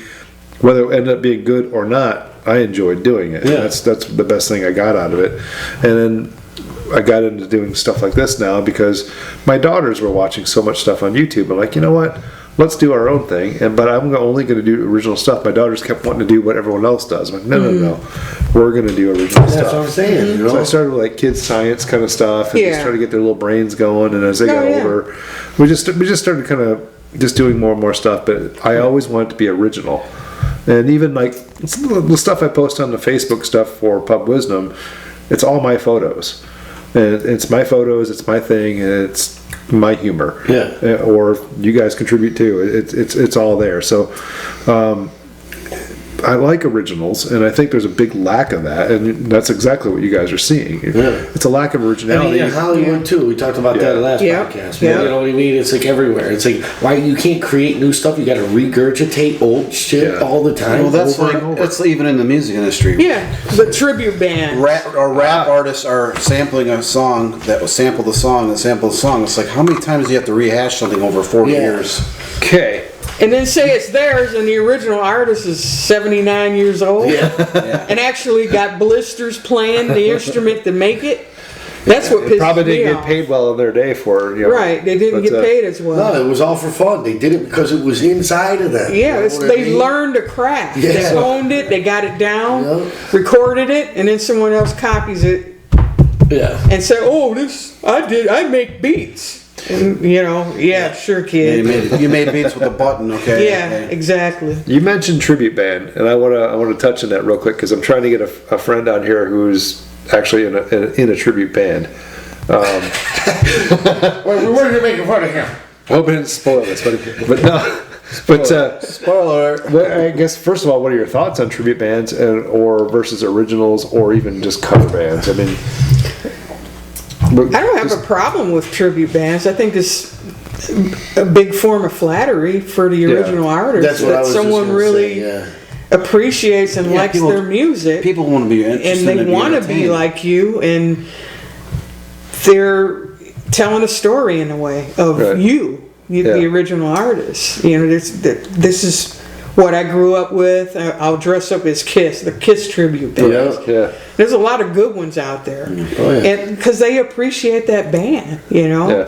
I don't have a problem with it. It's just a lot of them now because people are saying, "Okay, let's do this," and then you get the naysayers, and because you don't have enough talent to make your own stuff, you got to do a tribute thing.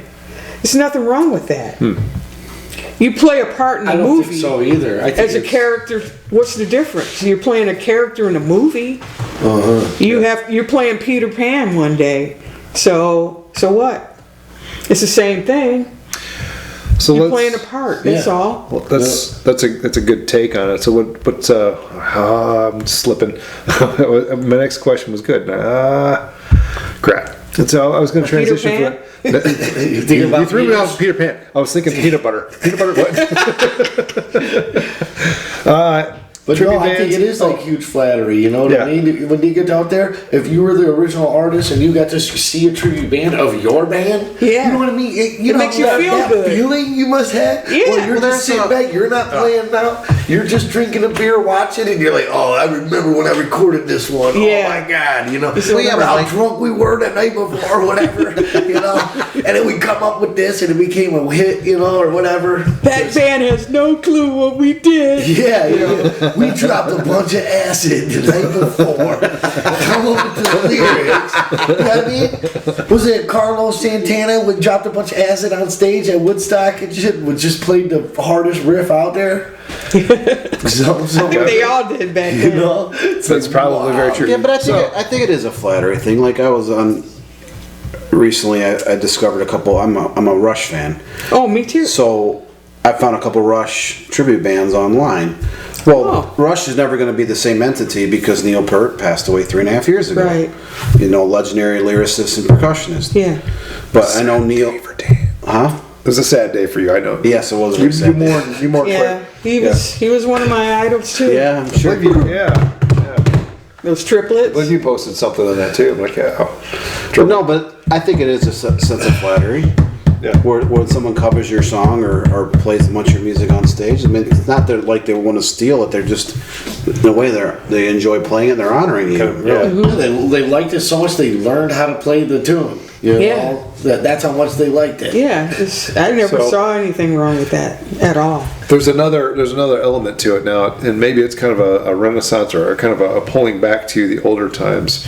I've seen a lot of bands now that emulate older bands, but kind of carry it forward because they're making new music. Like Greta Van Fleet. I like Greta Van Fleet. And I do too. Well, you know, Yeah. But they get a lot of flack. They get a lot of flack. Aren't they from Michigan too? they're from Yep, Frank- I yep. saw them. I saw them in Grand Rapids, I think, right? Frankenmuth. And Frankenmuth. Greta was an old lady that lived across the street from them, that I understand, that gave them all instruments to play. Or they bought them the guitar, the drum set. But and I've- they started in the garage. I've seen Okay. And so that's how they come up when with they broke free, when they broke loose, you know, That's sweet. 10 years ago. The singer was still a teenager at the time. Yeah. And his voice and his emulation of Robert Plant is Well, he did that just in joking too, from what Yeah, I but understand. He just was joking. their then- sound and people actually were like, whoa. that You know, was I'm wild. surprised they don't get more airplay because I kind of like them a little bit. I mean, Me they're too. good. I do. Yeah, they're a good band. Sunflower or something like that, or no, not that. And then there's some songs that don't sound like Zeppelin that they do. Yeah, yeah. You know, it's more. I don't think they were trying to be Zeppelin. It was the style of music that they probably heard and grew up with, Which had and to be their how they parents or learned their grandparents. instruments. I read. Huh? Had to be their parents or grandparents Yeah, playing yeah. that music for I them. watched an interview with them, and he goes, no, we were just jamming in the garage, and fucking, I just started screaming just because. Yeah. And they were like, whoa, dude, that sounds like Led Zeppelin. We got to put that in a song, and that's how that evolved and unfolded. So Yep. I personally don't think a band like that should get flack for No. taking a sound like that, whether they did it intentionally or not, and carrying it You know, forward. they do sound like They still Zeppelin need to their an own extent. content, though. When are They we do, ever but going to it's their see own- Zeppelin get back together? It's Never. their own. Never. You know, Bonham's been dead for 43 years. Right. Mm-hmm. They're not. You know, even they Yeah, tried. Jason With Bonham his said, son. "Hey, I'll play," but But they he's don't not want the to- same. No, You know. it's his son. It's Yeah. I mean, you get God, what's the band?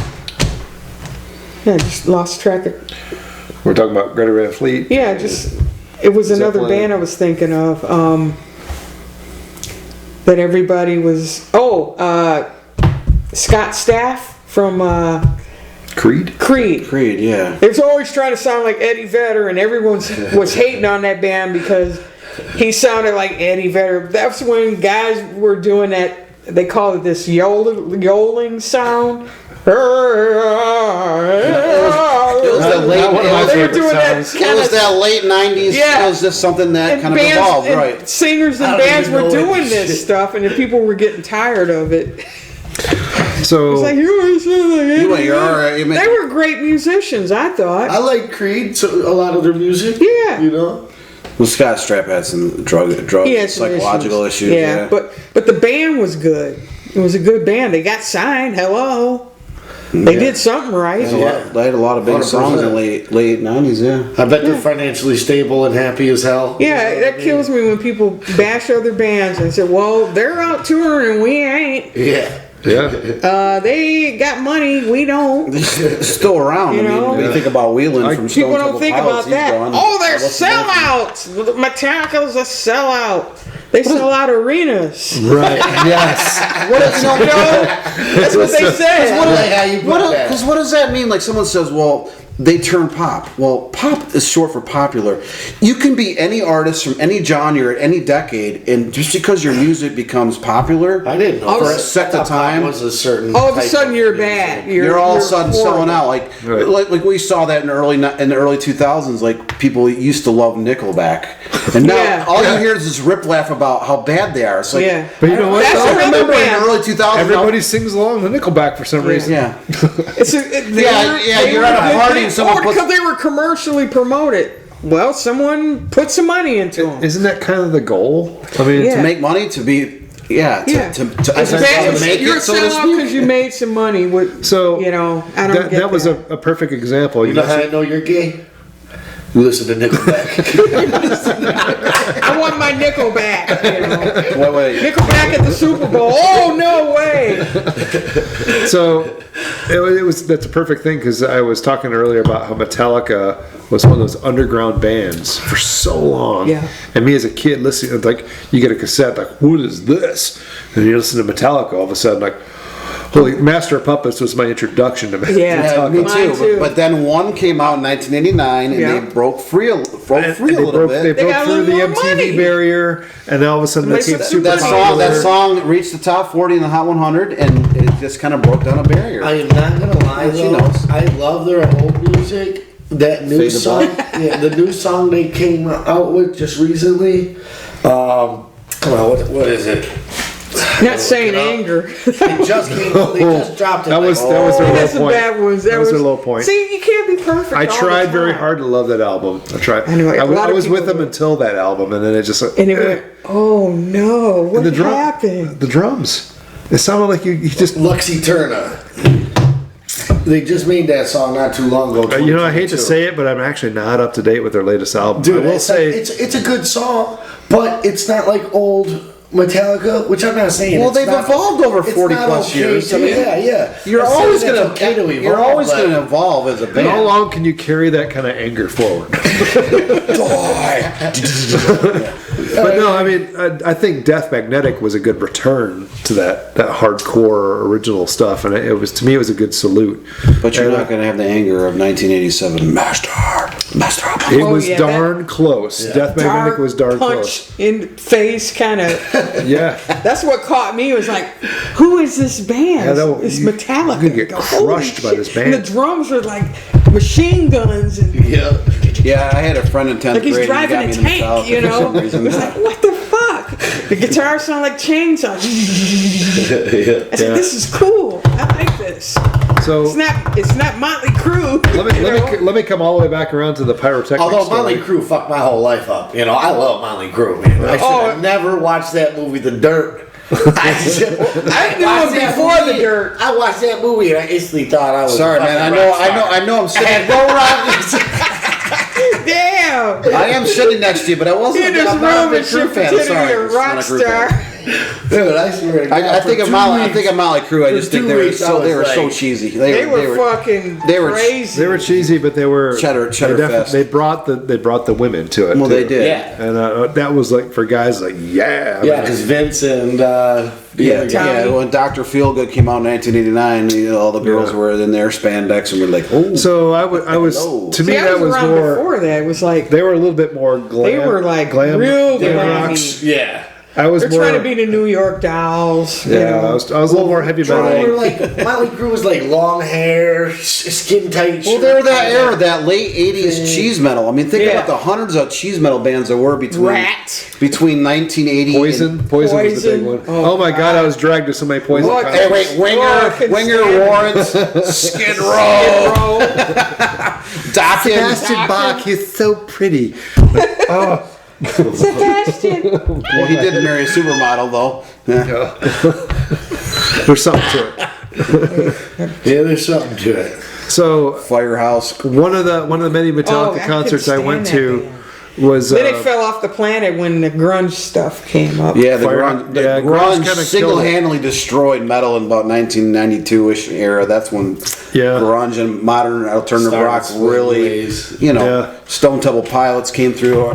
Tool, Rage. Oh, they walked all over 'em. I mean, Pearl Jam, Nirvana, all the hundreds of these bands that were. Honestly, Incubus. those They're a bands that we little were just later. talking I about, love those Incubus, by the way. They're bands one of went my back all-time favorites. underground. A lot of them still played, a lot of them still put albums out. They just didn't get heard unless you were a super fan and you would follow them and try to grab their music. But it's like certain metal bands that I've gotten away from were always metal, and I got back to them and I started listening to bands like Testament and Overkill. I'm like, those are my favorite bands next to Metallica back in the day. And I listen to them now, I'm like, oh, they never left. And I went back and looked at these albums were all along coming out through all that time. They just got pushed to the side. And you listen to them now, they still play that hardcore heavy stuff, and it's even heavier and meaner than ever. But you got submersed in that scene. Yeah. I was, when 1992 hit, in the next 4 or 5 years after that, I really got submersed in that grunge, modern rock, alternative rock scene. I was going to Wallapalooza. I was going to see Tool. You know, anything. Chili Peppers. I mean, hundreds of bands in that 5-6 year period. Music kind of goes in different directions. Yeah, but I was like, I got submerged. Some of it I liked, some of it I didn't like. No, there's like any format of music, there were some I didn't care for. I never really got. I mean, I don't dislike Pearl Jam.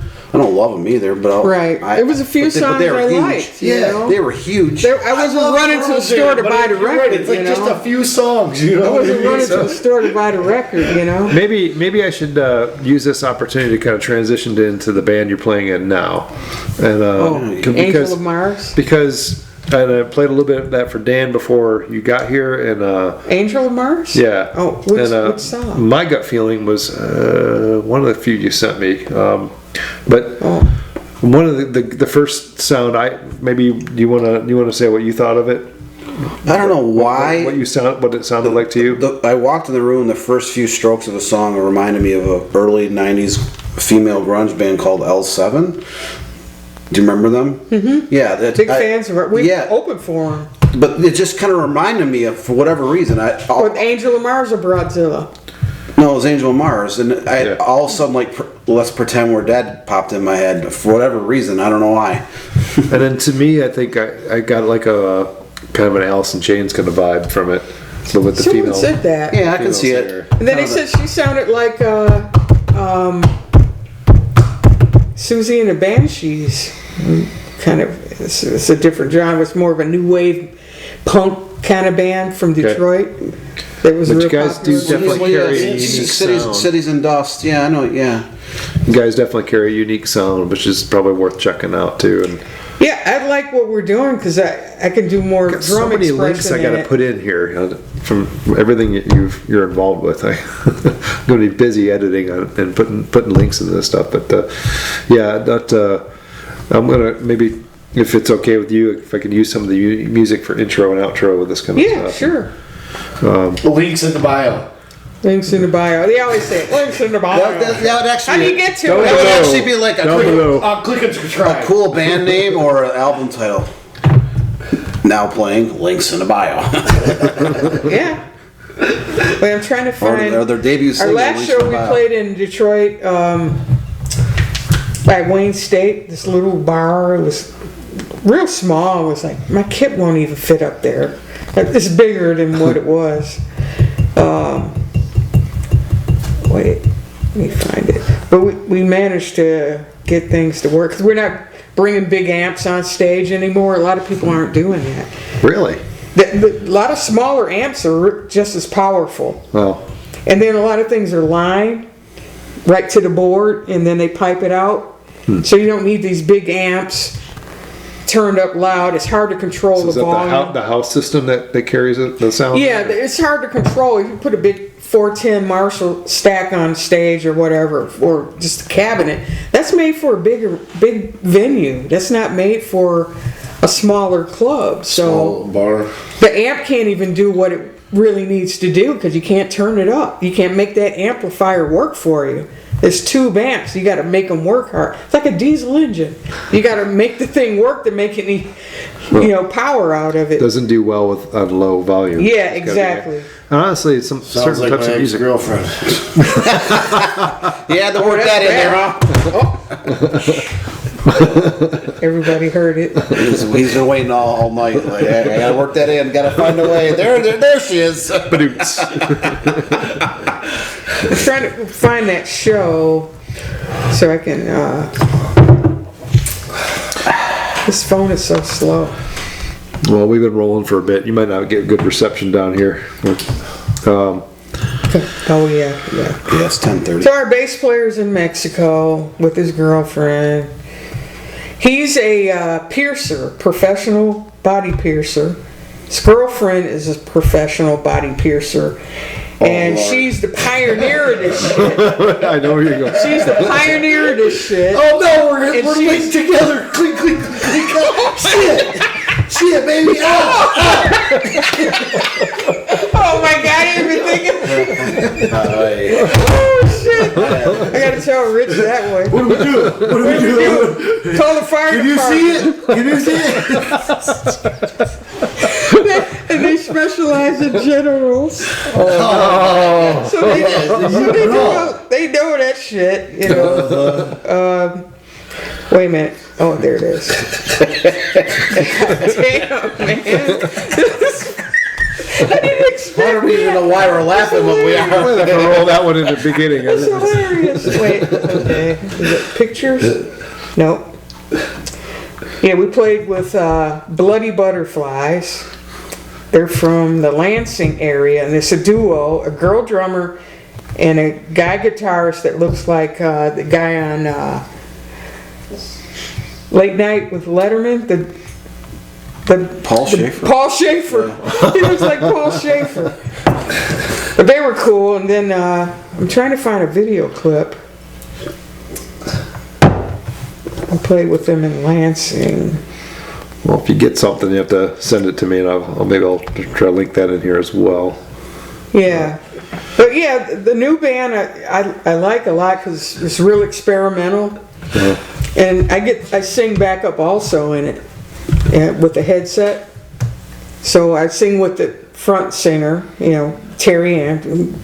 And she has that voice like Chrissy Hine from the Pretenders. She's got that tone, the low tone, and she can go really low, you know, and then she can go a lot of vibrato, real good singer. You. And we'll both do parts together while I'm playing, and it was some stuff I can't do on drum, but the other two guys don't sing at all. So it's like we're the singers, and they thought it was special effects, and they didn't see me singing because the headset's the same color as my braids, and it looks like it's right So you're here like backing her up, this, it's so hard to see. you can't tell if it's a microphone or not. So it's kind of like a secret. And so I enjoy it a lot. It's a whole different thing than Broadzilla. It's a whole different Yeah, Broadzilla feel. is very more punk more rockish. punk, Yeah. punk oriented. Real simple. Yeah. This is more complicated stops. You know, different time signatures and stuff like that. And But is Challenging. your new band going to play anytime in the next 6 months? yeah, we're playing in Ann Arbor at the Blind Pig. I I've been think in the next blind, month. Been in the Blind Pig I many believe times. it's next month. I know we set time aside in August to record. Keep us posted. We got 3 and I songs that are some cool double bass stuff I'm doing. I'm getting back into my double bass playing Okay. more than I have in the past. So I'm doing Keep a lot. us posted. seen, If like- there's anything I can push out to. I've seen some good bands though at Blind Pig over the years. Yeah, I yeah. went with a buddy in 2019. It was 3 bands. They were all 3 instrumentals. But for some reason, the last band was really good, and they kind of almost reminded me of the Police a little bit, where they were very fine tuned, and the percussionist was great. But you feel that tight knitness with the trio. But nobody had lyrics. All 3 bands were instrumentals. It was just kind of an Wow. unusual night. Well, this has been getting. Oh, we got. Saturday, June 17th, the debut of Stormfeld. I thought this was a girl singing. It's the dude in the other band. I went and seen a cover band in Ferndale, and my cousin. Well, this is what happened. My cousin texted me. He goes, "Hey, I'm in your neighborhood. I'm in Ferndale at this." That's where I live. At this. What bar? I can't even remember. This was quite a few years ago. And so I'm like, all right, hell yeah, dude, my cousin's in, so let's go. I go out there, we hang out, we meet up. You know, at this time in my life, I used to drink a lot of Jack Daniels. You know, Yep, that's At this my time? other go-to. Like you stopped, or I don't drink like straight Jack no more. But the thing is, so you know, we're drinking, we're having a good time, and I go up to the bar and I go, well, I want to get a double shot of Jack. And my cousin comes up and he goes, well, order me one too. And I go, dude, are you sure, man? Many people can't really handle this one. And he goes, no, I can handle it. He's big, corn-fed guy too, So I go, all right, I said, let me get 2 of them. We get 2 of them. Cheers. We take them. I'm like, it takes a second after to recover from it. What I mean? I set my teeth down. I'm like, ooh. And then all of a sudden, it's just like wet pouring down on my back. And I turn around and it's my cousin puking all over me. This motherfucker. I would have socked the shit out of him. This motherfucker, he just runs outside. Like, he just throws up on me and then he just books it outside, right? Books it outside, takes his shirt off, flips his hat on backwards, come back inside, he's a totally different person. He comes in and he goes, Pat, what happened to you? I go, and I didn't want to out him for throwing up on me in front of everybody. And I was like, this motherfucker just threw up on me. That's a cardinal sin, throwing up on someone else. I'm sorry. So I had to go into this grungy bathroom and take like a hobo shower kind of through the sink and take my shirt off. Here the lead singer of the band comes in and gives me one of their shirts, He's like, hey, dude, I heard you got thrown up on, man. Here's a shirt. Gives me a shirt. Oh, nice. To wear. So that was kind of cool. Wow. Yeah, it's so funny when he comes back inside. He's like, oh, man, what happened to you? And I was just like, ooh. You're off camera, man. Oh, gosh. It made me want to get him, That's like a Tommy Boy incident where he rips the door off the car and just kind of sets it back on and he opens the door and falls off. What'd you do? Yeah. Well, we have a song called Petey, and it's about Petey the dog? no, Oh. it's about a squirrel, and the squirrel wants to see bands playing, so he finds ways to get to the bars. So he hops on a bus, he goes on the Q line in Detroit, he meets his friends on Belle Isle. He gets in a cab or whatever. He gets dressed. He's in the forest. There's a mirror, and he's putting his suit on and stuff. There's a music video to it? We're working on that. Okay. So we have this rubber mask of a squirrel. So we're going to have people randomly in different spots, and somehow they're in the shot with the squirrel mask. Yeah. And see how many people recognize it. So we can have one of us or friends or whatever that can be at the back of the bar, put the mask on real quick. Kind of Easter egg thing. Just like it happens as being, and see if Some anyone of us says might- anything. if Some we of us might be game for that. Yeah, man, if we show up to Ann Arbor in your show or something, You find that song, then it's a fun. It's not a super metal heavy song. It's more of an upbeat rocking song. Sounds like a fun tune, though. It's fun. One of the guys at work said, "Oh, that's a hit. That's a hit." Let's see. Let me just take us into another quick break here, Okay. and then we'll do a wrap up. I'm gonna after try this. and find it though. But yeah, then if you find that, we'll try to put a link again. Once again, I'm gonna have a dozen links in this for you. But that'll be good. So, all right, guys, we'll be right back. Are you too busy? Need transportation for your pet? Call Pet Taxi Plus. We'll pick up and drop off your pet for vet, grooming, daycare, kennel, airport, or emergency hospital transfer, or just door-to-door to relatives. We'll do it in the safety of our specialty design vans equipped with ramps. For friendly and reliable service, call Pet Taxi Plus today. 586-263-3573.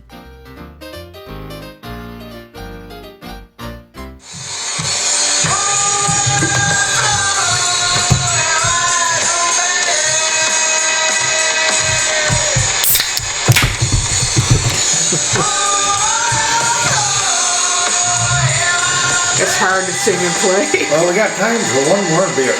One more beer. Well, not very many. We're having a good time here with Ange. Not many people do that, Ange. You think about that. Huh? Like Night Ranger was a rare example in the 80s where Right. he sang most of their songs and played percussion.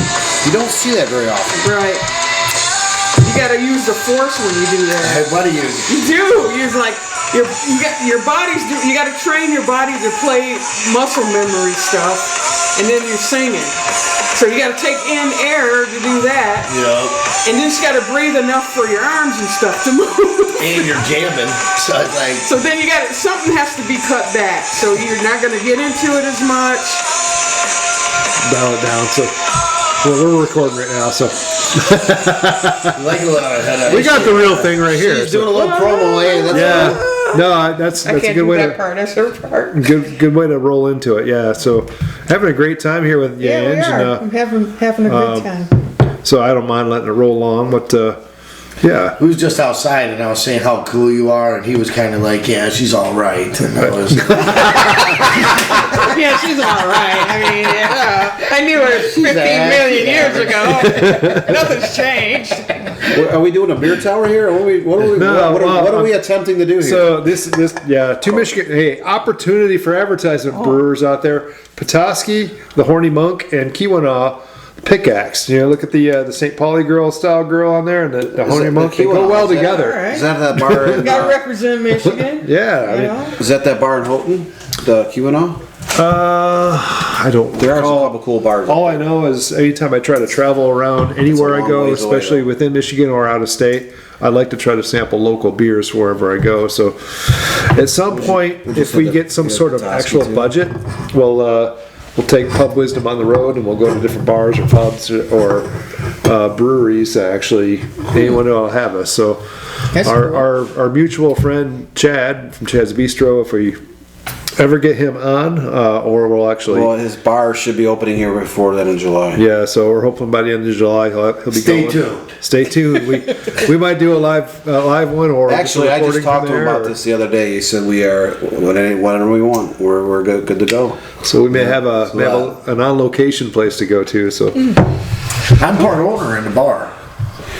yeah. So, thanks for mentioning that. I appreciate that. Actually, you're an investor. Yes, I know. All these rich people here. Don't want to brag, but I've invested in it. Okay, money bags. I'm just saying, it'd be nice to be included. I thought this was a day and age inclusive. Hey, nobody's invested in Pub Wisdom yet. I've got stock in the company. I listen to York Rock Radio.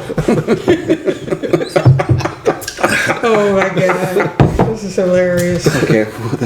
This is who we are. Yeah, let's be yourself. Shit. No, we like to have fun.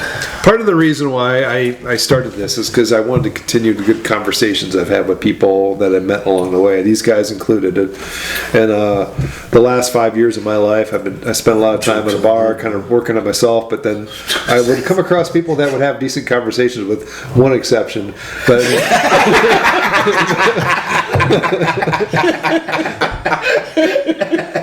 but I want to continue that. Okay. Yes, Who's pointing at you? It wasn't pointing at me. I know it wasn't pointing at me. Okay. But this is why I want to do this, because it's I think in some of the bigger conversations I think that need to be had, and it's just. I'm sorry. I'm still laughing. My bad. Now the alcohol's talking. Yeah. But this is why I want to do this, and I like to be part of the conversation, and if we got some sort of problem we're talking about, let's try to solve it. Let's find a good solution. Yeah. Like I like to say, solving the world's problems and usually forgetting about them the next day because we had a little too much to drink. But that's kind of what happens. But yeah, I mean, this is why I do what I do, and to have someone really cool like yourself and all the different experiences you have, I think your story needs to be told as well. And Thank you. that's why I wanted you out here. So I like to write a book. A lot of people said I should write a book. I said, why? I said, you do a lot of unique stuff. You do. You're involved in a lot of different stuff. Doing a lot of things you do. Kind of a Da Vinci, You're into so much. Yeah, you're into so much. And you do it have well. to do things. There's other things I'm working on now that I haven't told people about. But you're my spaceship I'm building deep underground in a bunker. So when You and shit Elon. hits the fan, I'm going up. I'm going to beat Elon. But you're a female percussionist. You're a rare breed. Over time, there's just not that many female percussionists. But now you're seeing a lot of them. You're seeing a lot of Relatively speaking, in the history of music, there hasn't been a lot of female. Yeah. Have you heard that local? That was recognized. Yeah, why do you think that is? I mean, Why do you think that is? I don't know. That look I gave, that's my mother. She got the dog in her, you know what I mean? Well, it's because they were taught. I ran into a lot of women that would come up to me after a show or whatever. Oh, I always wanted to play drums, and I go, why? Why didn't you? Well, my dad said this, or my parents this, and the parents felt that wasn't something for her. Pushing, they felt there was a stereotype. Yeah, a lot of people grew up that way. I mean, my mother. Let me go with my mother and dad. My dad was raised by his mom, 5 brothers in the South. They all went into the military. His dad died when he was 8 years old from a heart attack. The uncle helped raise him. So he was used to women being in charge of him, I guess you could say, raising him and the uncle. And so it was nothing for him to teach us anything. You know, he was a mechanic in the Army. He became a machinist when he got out of the Army. He wanted to be a doctor, though, but he got drafted. Back in World War II, this is how far back. My dad was much older than most people's dads in my age group. And he didn't have a problem teaching you anything because he was taught by his mother a lot. They lived on a farm in Alabama in the South. You know, it was segregation and all that shit going on, you know. And they worked through it. And so I adopted whatever I wanted to do. No one stopped me from doing it. A lot of women get stopped from doing certain things, you know, because somebody felt your peers, influences around you, things like that. That's what it is. 100%. You know, and I said, Ma, I'm going to play the drums. I said, okay, here, listen to Jim Krupa. You know, she just encouraged me. My dad said, okay, that's fine with him. You know, they didn't think of it as a sex thing. You know, she should be doing this and she shouldn't be doing that because she's a girl. You know, it was none of that in my family. And they just you need to wear a sundress and pick flowers. I was in a dress under a car at 5 years old watching my dad change oil, and my mother had a fit because I came from a birthday party and I had white tights on. I said, Daddy, what are you doing? I'm changing the oil. He had a 68 Pontiac Catalina and he made some ramps and had it up on the ramps and changing the oil, and so I crawled under there with him to see. You know, I'm a kid. I'm curious. Here's a little. My mother caught me. And she yells at my dad for it, and it was my fault. So I think that's really cool, and I know I don't really like Neil deGrasse Tyson anymore, but back in the day he said this, and it was like so clear to me. He goes, man, it really bothers me when I see parents stop their kids from jumping in a puddle. Like, you don't understand what they're learning there. They understand the downward force on a liquid, and how it reacts, and they're experimenting. Right. It's worth the changing of the clothes. It's exactly. I mean, honestly, for them to I never had a dad who really showed me how to change the oil in a car. Well, I didn't learn how to change it. No, but home repairs, whatever. My dad never really took the time to show me that stuff, and I have a lot of friends that are like, you know, they remodel kitchens and their landscape. You know, there's different types of stuff, and it's like I wish my dad would have been the type that would have taught me stuff. But maybe he didn't know. Nah, he was a little bit. He did know? No, he was a little bit drunk.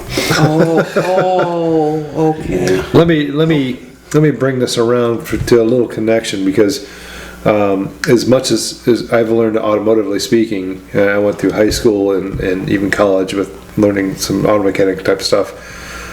You were the first person to show me how to service an AC system on a car. I did? You did, yeah. This man's an HVAC guy.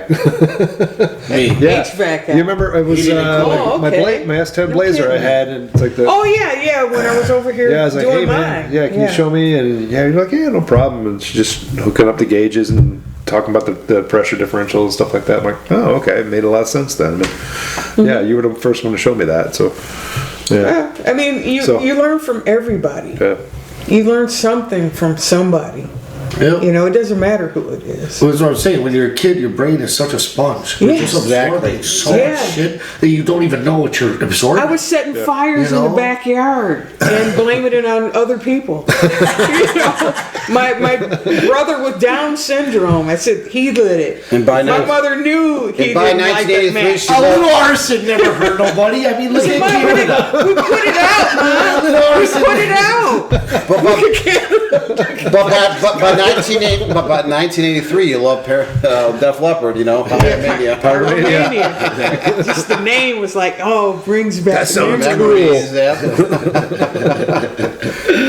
Oh shit! Yeah. Yeah, I grew up in a family of doers. We weren't quitters. You know, we didn't give up. We wanted to make something work, or wanted to build something, and we wanted this to work. And we kept at it no matter how hard it was, and a lot of times you were defeated. And you know, if you have a parent that encourages you to keep trying, then you succeed. You know, you say, no, don't give up, don't give up. Don't Learn let them through kids failure. tell you this and that in school. Don't let that teacher do this to you, and don't let that bother you. You know, they kept putting that in I our almost heads. freaking cried in an interview. I know this ain't rock and roll, but an interview with Kanye West, and he goes, you know, he's like, I shouldn't have been shit, but it was my mom who was behind me going, do it. I want to see you do it. Right. Put that effort in, baby. Exactly. I want to see you do it. Even if he's a nut job, but he did it. he did it. He got out You know there. what I mean? He got out there. But it's the message that touched my soul, you know. And that's what I see with the parents now, even with the school kids. You know, the kids are lost to me. They give up so easy, and they whine and they cry. Because their parents will sweep in and do it for them. Yeah, you you hurt do my it for 'em. feelings. You hurt my feelings. So you hurt mine too. I'm the bus driver. You Tell you hurt what. my feeling. Yeah, I thought that was quite odd. And they look at you like, oh shit, the bus driver has feelings? Feelings. You know? But they won't. It reminds me of They don't support leave it at the bus Beaver, driver, like, you know. like the teachers that actually They don't support us. Yeah. You're hearing that all over the country. See, I'm a different parent because maybe I'm an older parent to younger kids. Right. And when a teacher calls me in and it's like, "What'd she do?" Yeah, exactly. I'm not defending my kid. I'm like, "What'd she do?" And they're like looking at you like, huh? But the Why did you say that? the modern day parent today is like, it's always someone else's fault. The teacher's fault, the coach's fault, the other kid's fault, the bus driver, whatever, the neighbor down the street, whatever. It's the always dog. someone else's fault. That's not You good gotta to blame teach that kind of somebody else. deflection. It's not. The dog That's did it. the judicial system. It's the dog. You learn through failures, Yeah. like you were saying earlier. You learn through failures, and if these children don't learn to fail, how are they ever really going to learn anything? How are we going to Mars? Well, you have to fail Ask to Elon move that. forward. Yeah. It's almost a I think he wants to requirement. go there to get away from Get us. away from it. Yeah. See you guys. This planet See you is later. doomed. I'm out of here. Bye-bye. There goes our smartest guy. But did you see what he's doing with the launch pad now? How Yeah. fast he's building that Yeah. thing? They, Oh my God! I had to They learn. blew it up, and they jumped right into fixing it. They you know? blew chunks of that concrete in like next county. Yeah. And the FAA is like, oh my God. Elon's like, I kind of thought that might Oh happen. my God, this guy is. He's always nuts. so calm with everything. It's like, yeah, you know. Can he launch out in the ocean or something? You know. This guy, Spreading I give concrete him credit, countywide, man. that This could be guy. dangerous. You know what I mean? What do you hit a little kid with that or I something? we should go down there one day when he gets ready to launch again. I'd love My to see a vacation's Starship coming launch. up. Where's he launching? In Florida? Where's he? Boca Chica, Texas. Texas? Yeah, on the Gulf. Okay. Yeah, the Road Gulf. trip. Yep. Yeah, that'd be fun. I'm going. Let's go. Club Wisdom. Let's watch. She's already packed. Starship launch. Woo, Let's drive Teslas down there. Oh yeah, Take you 5 days. that's not true at all. Once again, I'll debate you on that, How Mister. long did it Oh, take he's your parents to get anti-electric. here from Florida? Only 2 days, gotta pull which is over. normal. I mean, it's a 24-hour drive. 24 hours is I've got to normal. pull over the 23, 24 recharge. hours. Well, Well, at oh least my he's God. letting Ford use his supercharger. But you know what though? It cost him a fraction of what it would have been fuel in any vehicle. So Yeah. take that, Mister. I guess. Well, see, things are going to evolve. I guess we gotta With work the on electric getting motor is Elon on the show. I mean, 98% that would be efficient. Eventually, No, it's like not you brand gotta new. work on that. Electric motor's been around 100 Actually, years. electric motor was before a gas motor. Yeah, They had electric exactly. car before a Yep, gas car. Exactly, exactly. Yeah. The battery, the power is the problem. So it's evolving. So it If was they at get the saltwater battery to work, What about that hydrogen? I'm wondering about that Toyota's hydrogen engine. I don't like it that they put like 3-inch thick steel around it as an armor housing. That kind of makes me nervous. oh, when that blows, if that blows, it's just a puff and it's done. You know. It's not going to linger like gasoline. You know what? If I can find it, I'll put it on here. But if I saw a video. It was like a security camera of a guy at a hydrogen filling station, filling his vehicle. He just plugs it in, and he just kind of steps by the side of the car, and he's just hands in pockets and looking. And the rear of the car just goes poof, and he's standing there like, "What the fuck just happened?" The whole back of the car was gone. It just kind of like a submarine. And he was standing in a lucky spot that just it didn't affect him. But it's like it just Carbon fiber tanks. I mean, it just gone. And yeah, my experience of carbon fiber is actually with my hockey sticks. They're super, super, super strong.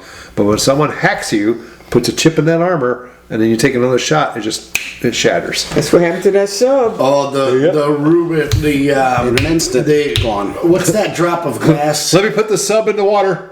Oops. Yeah. Good luck.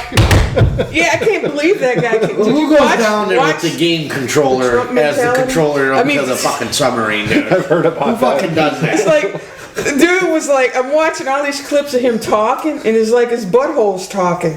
What? I'm sorry. What? I mean, I kept it in. I kept it in.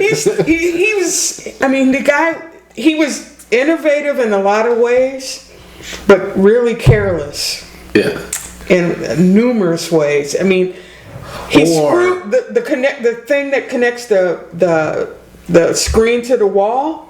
We use those in the buses for our Zonar display. It screws in. He screwed that into the carbon fiber. Ooh. How long is the screw? We don't know. Is that exterior I'm thinking they're surface maybe cover? this long.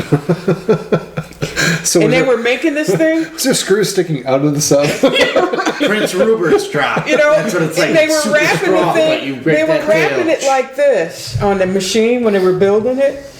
They usually do it like this and like this and then like this and in layers. You Yeah. know, it was one over the other over the other. in So layers. now, do you think it was an inside job?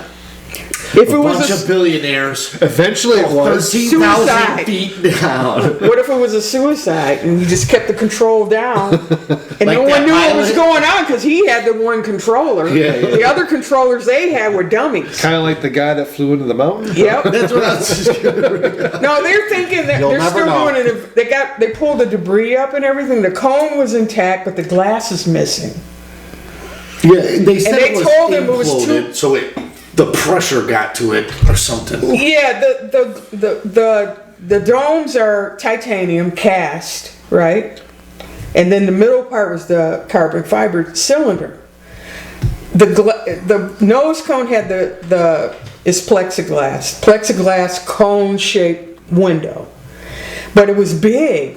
Usually the window's this wide and it comes down to a circle this wide that you're looking through from the inside of the ship. Yeah.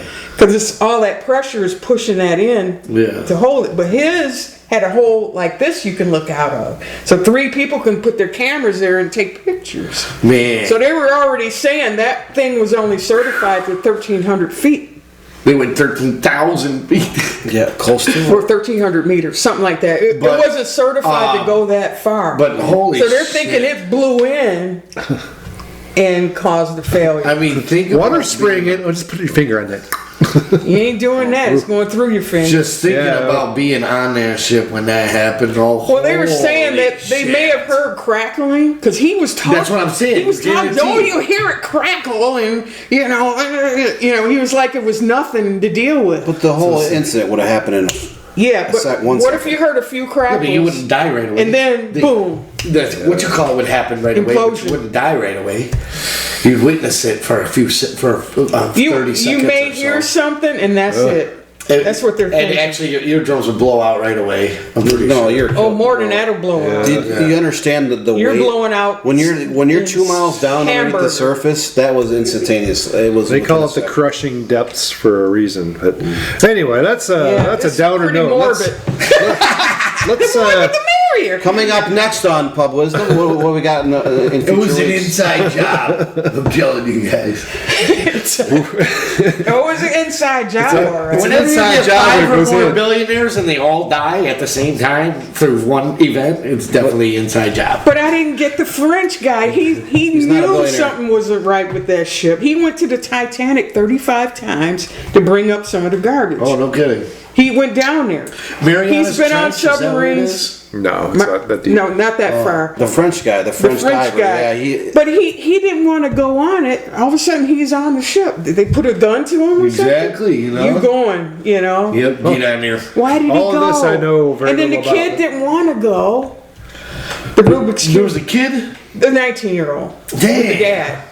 He didn't really want to go. And they said he was shaking signing the paperwork. I don't know if that's true or not. That's what I'm saying. Well, If I was the dad, I said, son, why don't you just go home? Just You go know home. what? Yeah. I'll go. You just go on. couldn't. You couldn't pay me to go to. I wouldn't put my kid down there. Hell no. So I would go on that thing if it was in a swimming pool. Yeah. I'd sit on the bottom and just look at people swimming, you know? all right, let's kind of wrap this up now. I don't. We've gone down some rabbit trails or two.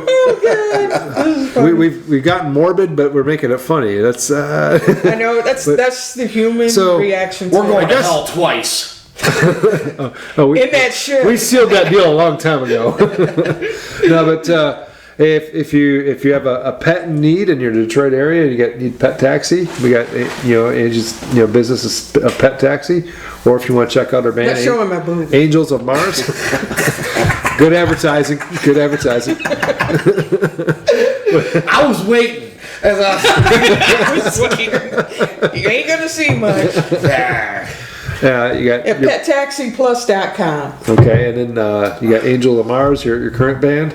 Yes. And if you want to see any of the older stuff of Broadzilla, look that up. I'll try to get links of all that stuff. On Facebook, Instagram, CD Baby, Anything on YouTube, anything on Twitter? whatever is out. Twitter. I don't like Twitter. I just asked. It's all better now. How about my? I tried to do you still got Twitter, any? and it You was like- still got any old Broadzilla Yeah, links on MySpace? Oh my God, MySpace. I've been thinking about getting a MySpace page going for this channel, just because It's we no want way to to go where even other people start the aren't. thing up, Well, is there? MySpace is it's a music site now. I don't know Really? how popular. Yeah, that's I when it never became even bothered to look it up. like 10 years It's ago. done. Because no one was using it for personal space. Me either. And I've been Did talking you about it see for a while. Elon Musk and Mark Zuckerberg are going to fight? What? They're in a UFC cage match. Please fight. don't. Please don't. Yeah. Is it? Oh, And it said no. it's going to be held in the Colosseum of Rome. Oh boy. Please don't. Please don't. That's not gonna What do you be mean? funny. I hope it happens. And I hope Elon busts his ass. I hate Mark Zuckerberg. I hope so too, but I don't want to see a fight because just in case. Here's a conspiracy theory. I'm going to bring one up right now. What if Zuckerberg is going to try to assassinate him? Hey, we got a tinfoil you know what? hat off Give side. me my helmet. Give me my foil helmet. And here we go. Helmet. We'll close off with a conspiracy theory. I'm bringing up one right now. He's my very, very special friend. He is special. I rode the school bus here. Oh boy. No, my You conspiracy gotta theory. sit in the back. The air conditioning's back there, Thank you, Ange. Oh, You're boy. so nice. and there's plenty of seatbelts. He's super. My Leave the conspiracy room theory alone. is Zuckerberg. All he's given us is Facebook, and Facebook doesn't even operate as good as a social media platform anymore. However, Elon Musk is still doing things to improve our world and continue us and push us forward.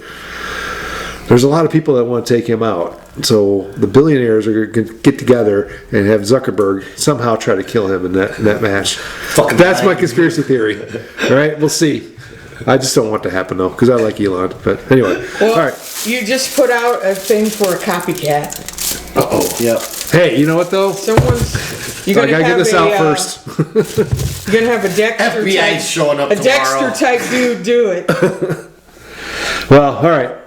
I think we'll wrap it up there for tonight. And Angie, if you ever want to come back on, you are more than welcome. Sure. We very much enjoyed having you here. Oh, I had fun. Yeah, this was a fun cheers. episode here. Salud, my friends. So back to Rammstein. Thank you, and have a good night. For everyone Good here. night. Good night.